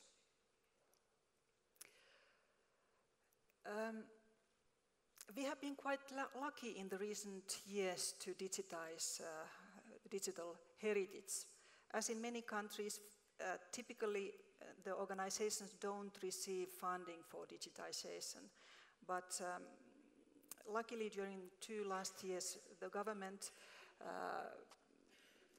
pointed some extra money for digitization, and we were able to add very many digital resources. At the end of my slide, you can see that in 2008, we had 3.9 million objects digitized, and today it's almost 20 million, so it's quite a good improvement in this activity. But in longer run, unfortunately, we don't have very much funding to carry on digitization, so we have to rely very much on the organization's own funding on this. But when developing the digital library, of course, we need to have also also digitized content. And here you can see the same figures as a picture, and also the information about the content, what kind of material we have. And I think this is about the same as, for example, what Europeana is having. So most of the material is text, and then some images, and the smallest part is videos and sounds. Very much also because of copyright issues. The National Digital Library is coordinated by our Ministry of Education and Culture. So in this picture you can see the governance model, seeing that two of the groups steering the activities are coordinated by the Ministry of Education. And then the user interface, National Library of Finland has got the responsibility to develop this service and also organize the collaboration between our libraries, archives and museums in the country. So we have built up a consortium for this, and also we have a steering group to work on this, to have the user feedback in the development. And the long-term preservation project is carried on by IT Center for Science, and this is an organization doing supercomputing, for example. They are also responsible for the academic net, so it's a very strong IT house. And this is the enterprise architecture. There is very much information in this slide, but perhaps we can start from here. So you can see that we have here the backend system, so the catalogs of libraries, archives, and museums, about 400 different catalogs. We have some joint services here for all these organizations, so linking resolver, authority database. We have also defined a standard portfolio to help our organizations to plan their new systems. So how we are operating here is that we harvest metadata from the backend systems to our public interface. So the objects are kept here, the same thing as with Europeana. So objects are at the local catalogs, but metadata is here. And end users are accessing the metadata, and then there is links to the backend system, so they can also receive the objects themselves. What is different in our digital library is that we have here also only reference data, only metadata, not connected to objects. So we harvest everything we have here in the backend systems. But perhaps I could talk a bit more about that, but I think we don't have time. Okay, to explain with words and with this slide what kind of services we provide through our interface, which is called Finna, so Finland, Finna. In Swedish it also means find, so there is a sort of quite nice play on words on this. It is based on open source. I think this is quite an important piece of information. We started piloting a commercial software, but we didn't succeed in that, and now we are developing it at National Library in my department. And our users, they can search information through this service. They can retrieve materials, so the objects. But they can also access digital services, and this is something different in Finland than in many other countries, I believe. So if, for example, our users, they can renew their loans, so they really need to have very good connections to the backend systems to be able to renew the loans. And also they can buy pictures and get other services which are based at the backend side. So we have and we will have one system and one metadata index, but many views. So for example, we will have a national view, so all open accessible data will be there, but one institution can have its individual view. For example, a university can have its own view to serve its users. And in the university view, they can also offer access to licensed content. So we try to give access to all types of content we have bought or digitized or got for our users. And our museum sector, they have decided to have a museum view. So actually the service will have sort of different looks depending who the user is. And here is the open source, how it looks like, what kind of modules we have here. And I would just like to inform you that sort of this is for the end user to see. So there is, actually this is the harvesting machine, and here is the index, and this is the interface part. We are using an American system called VeuFind, but we are doing a lot of development ourselves. And this is for our libraries, archives, and museums, for their administration. So when an organization has decided to have their own view, so they need to have some tool to create the view, and also to get out statistics of the system. And then we also have some commercial parts here. So we just are tendering an external index. So actually there are 4 now which we are looking. And then there are also external APIs. So you can see that we mix commercial and open source solutions in our project. Here you can see a list sort of what kind of things we have in mind when developing the Finnish digital library. So we defined the requirements together with our libraries, archives, and museums already a couple of years ago. So we rely on this. Our organizations, they come to use our service in phases. So we have 400, we can't take them all in one go. So we will have 10 in the first phase, and then perhaps 60 more next year. So little by little, we are sort of building up this system. In the first phase, we will have about 10 million records, metadata records. So compared to Europeana, I think I remember hearing 20 million. So this is sort of already quite a big national service. And in a couple of years, we will cover about 100 million metadata records.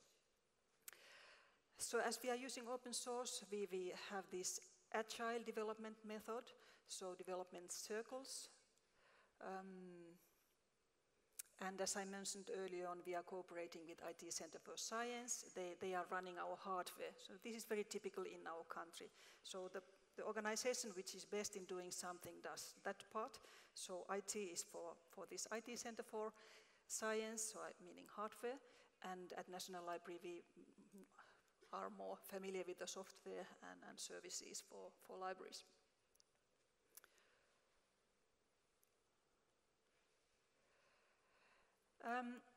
So this conference is very much about collaboration, and in this slide I have tried to explain sort of what kind of levels in collaboration we see in the Finnish Digital Library project. The Ministry of Education and Culture has been a key player here, so they are coordinating, they are funding, so they are managing funding permanently. Libraries, archives, and museums, of course, they are specialists in content. They know their own users. We also cooperate with researchers. So we run usability tests, user studies, and so on. Of course, today's world is very much about contracts, about legal issues. So we need to have sort of also collaboration in this field. And we are happy that our Ministry of Education and Culture, they are sort of working with the copyright issues. And users, we design these services for users, so of course this is a very, very important dimension here to mention. Some benefits for the society, I think these are very clear, so improvement of availability, improved cooperation across domains, reducing overlapping costs. I think this will become even more important in the future. Improves interoperability, especially now the open source solution gives us very many possibilities in here. And also this is one means to preserve the cultural heritage for future. The project has been seen in the country, so it's mentioned in many government programs and also in our important strategies. And as I mentioned, we are also an aggregator for Europeana. It is a national demonstration project on collaboration, new ways of collaboration, open source. So it's in many ways it's quite important. This is, I think, my sort of last slide. I have a picture after this, so the chair sort of can relax. Now it's coming to an end. So why have we believe we have been quite successful, so what are the reasons? Of course, central funding, it helps a lot when you have this. And actually in Finland we have, for many infrastructure services, we have government funding. Organized structures, which I mentioned at the beginning of my presentation, so that it's easy to connect the sectors. Now the museums and archives, they have also organized their activities, so it doesn't take very much time to think sort of whom should I contact. Tradition of collaboration, especially in the library domain, but now more and more between archives and also between museums and between the GLAM sector altogether. Of course, the systematic development of centralized services and also customer organizations are involved in decision-making, in steering the services. This is our national library. So those of you who have been to Finland, to IFLA for example, this summer, you have perhaps visited our library, and those of you who haven't, bienvenidos a Finlandia. Muchas gracias.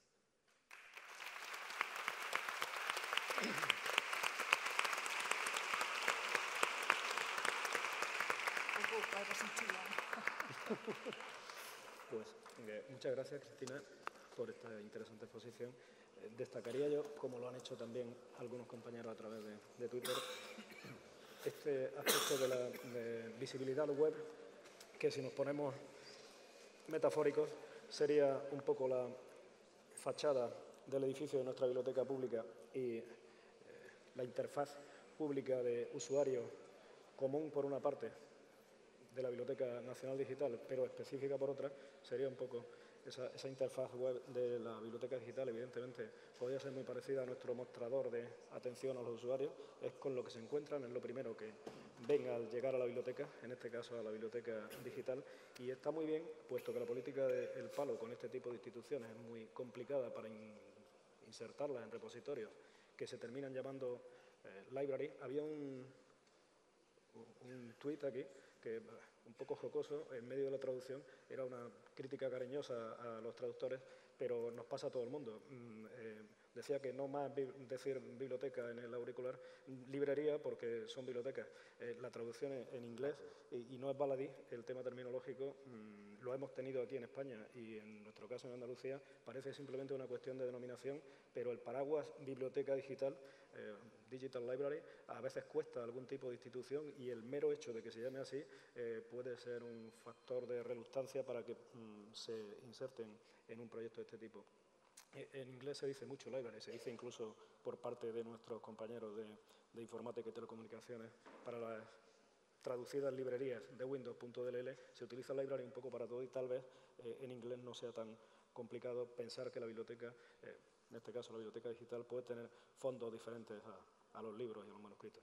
Bien, yo como se ve claro que no estoy cursado en esto de la moderación de mesas redondas, porque por el hecho de comenzar un poco más tarde y por el hecho de que no podía de ninguna manera cortar las interesantes intervenciones de cada uno de los cuatro ponentes y ajustarlas estrictamente a los 20 minutos, pues nos queda poco tiempo para el debate, por lo cual, si algo sí hemos aprendido es que hay que priorizar en situaciones de emergencia, y yo lo voy a hacer, que a nadie le quede, perdón por la expresión andaluza, pero que se traduce bien, regomello, porque no pueda intervenir en el público o porque yo no muestre aquí mi batería de preguntas que ya traía preparadas y las que me han surgido, porque si no yo haría una especie de ponencia paralela a la suya y no merece la pena, la suya eran suficientes. Y las preguntas que puedan hacer desde el público, porque me he estado dando cuenta cuando las de Twitch, ayer se hablaba de las intervenciones a través de Twitter y de las presenciales, la verdad coinciden bastante, por lo menos con las percepciones que yo he ido teniendo al hilo de sus intervenciones. Bien, pues priorizando, yo preferiría, si ustedes están de acuerdo, yo tengo una batería de preguntas referidas a quién va a digitalizar, qué tipo de profesional. Los museos no digitalizan personas dentro. ¿Quiénes? Escaneadores, informáticos, técnicos de telecomunicaciones, bibliotecarios, tal vez, pero ¿y en los museos y en los archivos? ¿Qué tipo de profesional? ¿Cómo? Hablaríamos de lo que ellos han hecho, de software libre, de acuerdos de licencias Creative Commons, cómo se implementa todo esto y para quién es evidente, para una comunidad muy diferente a la que utilizaba antes nuestra biblioteca, para una comunidad que prefiere descargar y cuya frase favorita es me he bajado de internet. Ayer se hablaba de que era más práctico conectarse a la plataforma para la lectura en línea o más bien tener la descarga. Parece que en Biblioteca Digital una de las críticas que se reciben es la ausencia de la posibilidad de descargar a texto completo en un formato legible en el ebook, por ejemplo, aunque de obras clásicas libres de derechos de autor se trate, tal vez. Bien, yo lo único que quería decirles es que en lugar de entablar yo un debate con ellos o que hagan alguna pormenorización o detalle de lo que han expuesto, si hay alguien del público que quiera intervenir, pues yo creo que es lo que debe hacer, que está a tiempo. Hay una allá.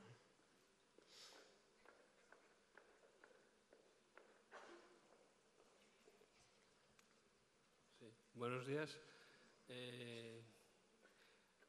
Europeana, en definitiva, viene a incidir de alguna forma en la vieja aspiración del hombre de reunir todo el conocimiento y de reunir todos los objetos producidos por el hombre, bueno, que desde San Isidoro y antes pues se ha intentado, ¿no?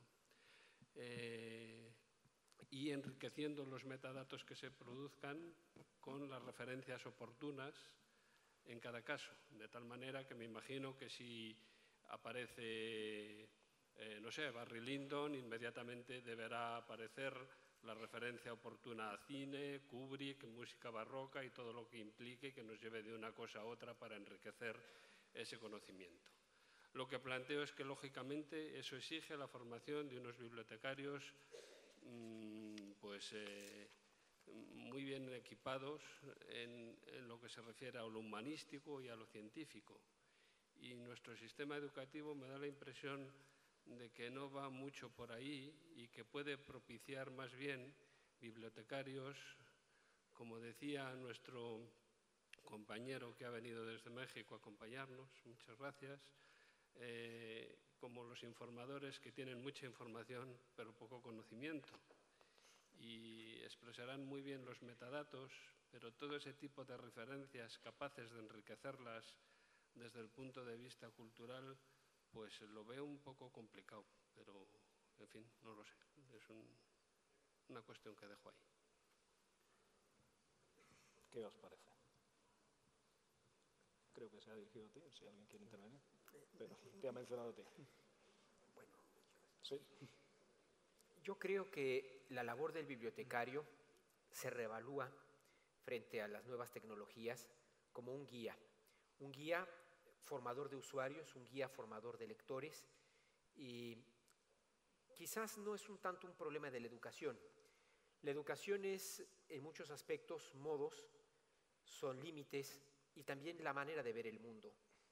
Y yo creo que esta amplitud que se tiene a través de las tecnologías para ver el mundo es una universalidad que nunca antes se había tenido, y yo creo que no es un problema del bibliotecario. Cualquier persona, ante una avalancha de conocimientos como los que existen ahora en Internet, se siente mínima. Yo creo que más bien es la habilidad que se tenga para localizar la información y poner al usuario en el camino correcto para localizarla. Y el otro tema tiene que ver con la validación de la información. Si esa información está debidamente auditada, que ese sí creo que puede ser una labor del bibliotecario, el decirle correctamente cuál es el espacio, cuáles son las páginas, cuáles son las direcciones donde puede encontrar información validada, le puede ayudar mucho. Porque en el Internet viaja mucha información falsa e incluso contraproducente. Cristina. Yes, I believe that today in libraries we need to have different kinds of expertise, so not only librarians, but for example, I would be very happy to have lawyers in libraries because we need to have those contracts everywhere, but also IT specialists. We are not talking about only one specialization, but sort of several specializations, and we should be working in teams so that we can combine these different knowledges to really develop the service, and of course then collaborate with our users too. Could I just pick up on what I think is perhaps at the basis of your question, which is about cataloging and the sense that the Europeana data model, and increasingly in an online environment, data models will become more complicated. It's quite a step up from the Mark 21 record. Yeah? So in libraries, we're used to a Mark 21 record. It's a pretty simple descriptive system. I think the data models of the future will be more complicated, and I think we will see different cataloging practices having to emerge to deal with the complexity of digital objects. I think it may also be that in those situations where we don't have rich metadata records to go with particular objects, then we might look at opportunities for tagging, user-generated information, and so on, in order to enrich metadata around digital objects. Those are just some of the options I see going forward, but I do agree with you that looking at the complexity of the emerging data models and looking at what I know of cataloging practice in the library, we're in a very new and more complicated arena.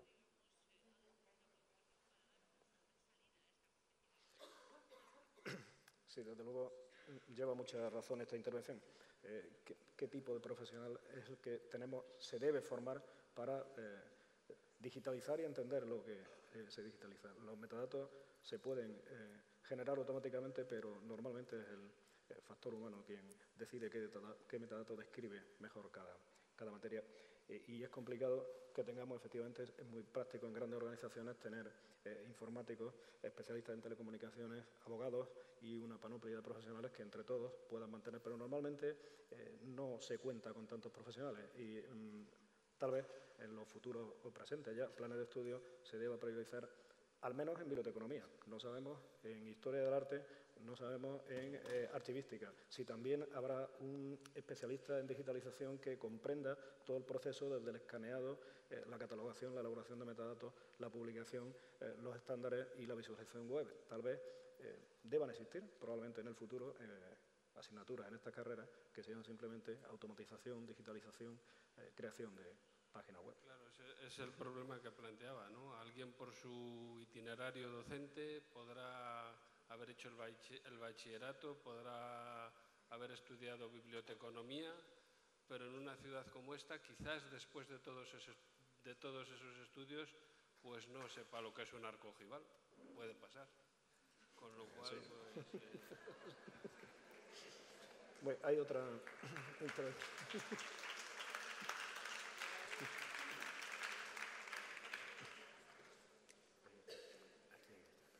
Aquí en el centro de la sala.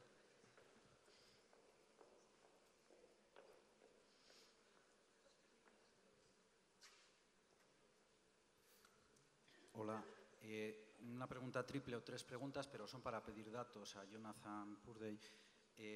Tengo entendido que en la aportación porcentual de objetos digitales europeana por parte de las bibliotecas no representa un volumen muy alto en el global. ¿Es esto así? ¿Nos podría facilitar datos porcentuales por sectores? Audiovisuales, que creo que han cargado muchos contenidos, museos, archivos, bibliotecas. Es la primera pregunta.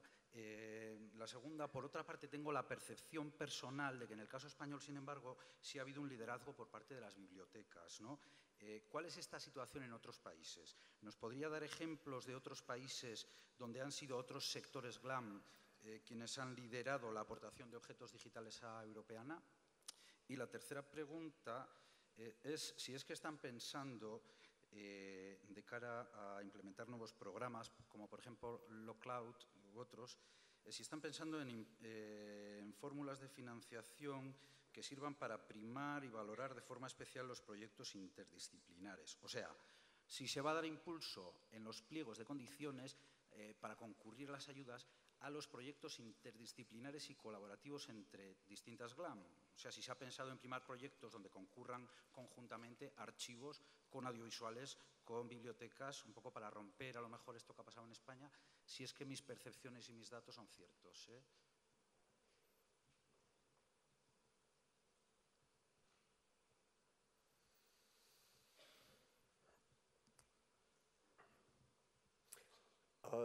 Yeah, audiovisual material is a hopelessly small proportion of Europeana.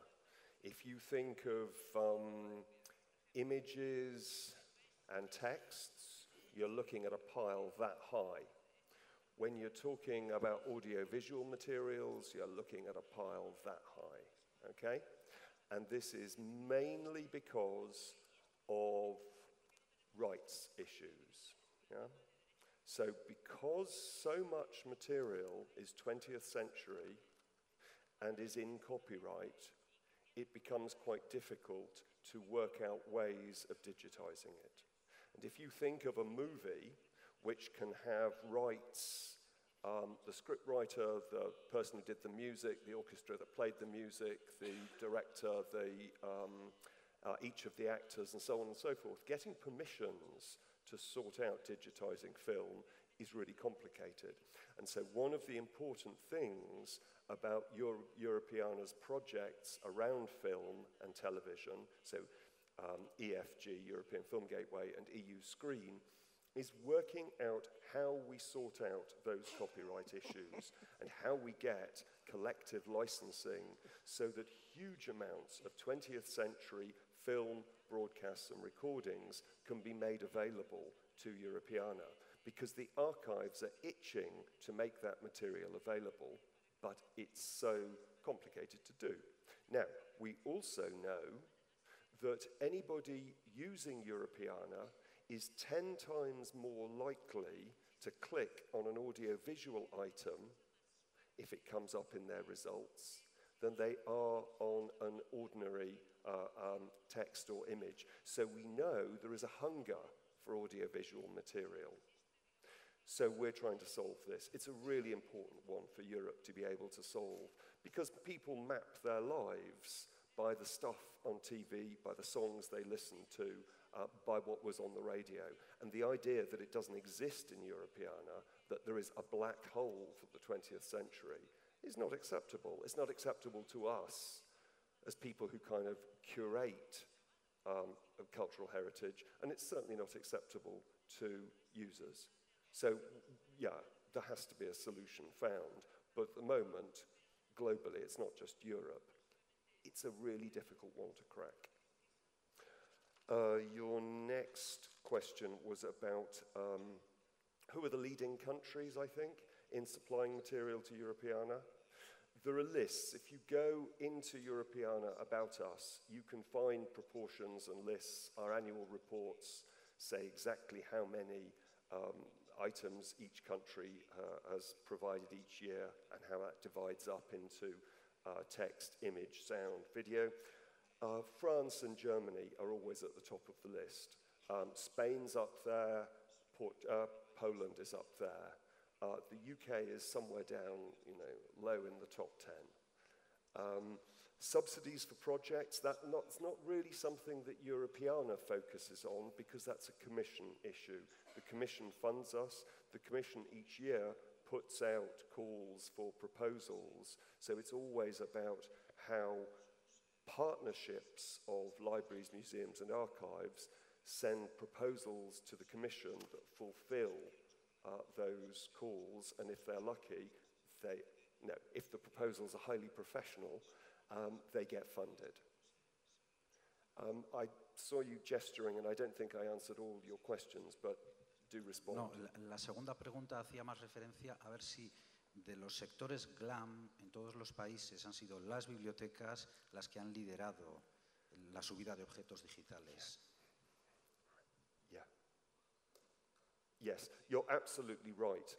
And in the printed paper that goes with this talk, and I didn't make the point here on the stage, but libraries led the way, and I think Christina mentioned libraries have always been good at cooperating.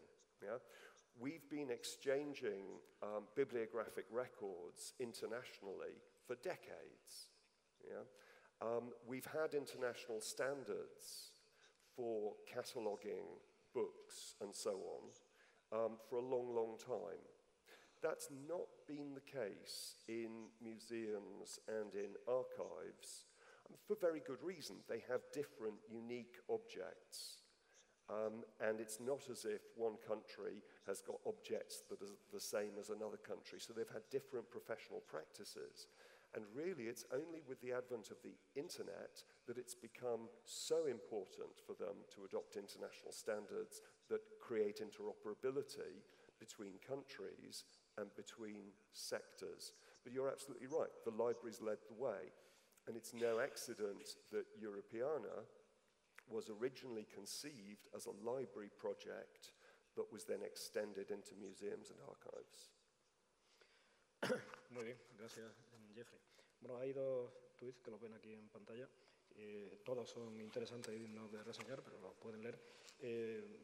Uno de ellos ayer se echaba en falta y también apareció en pantalla la aportación, la presencia o la colaboración o el interés, tal vez, de la Biblioteca Nacional. Se echaba, decía que no enviaba.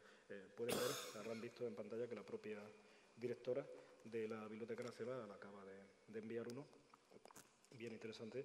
Y bueno, Gloria Pérez Almerón, toda su vida profesional en bibliotecas públicas, se agradece que haya participado de esta forma en el debate. Y el segundo, que también han visto, se refiere a la hora de comer, el que se llama mover el bigote. Se acerca la hora de mover el bigote. Yo quería, si hay alguna intervención, en caso contrario, simplemente pedirle a Jeff y felicitarle a Jeff, porque no sé si han captado un pequeño matiz. Su exposición ha sido muy interesante, está en el paper impreso, pero está hablando todo el rato de la biblioteca de la universidad. Es decir, yo le felicito por la implicación. Todos nos pasamos la vida hablando de la integración de la biblioteca pública dentro de la community. En este caso, todos esos agentes sociales externos, no ya la biblioteca pública, aquí lo serían mucho más. ¿Se imaginan a una biblioteca universitaria de aquí? Tal vez no, haciendo este tipo de colaboraciones con la población. No conozco, tal vez los hay, seguramente muchos de ustedes los conocerán, yo conozco pocos. Así que quería felicitarle, simplemente preguntarle cómo lo ha conseguido.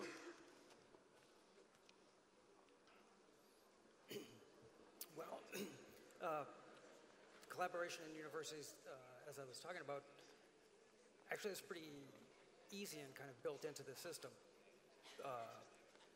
Faculty, professors, research, and students all are kind of actively engaged in that.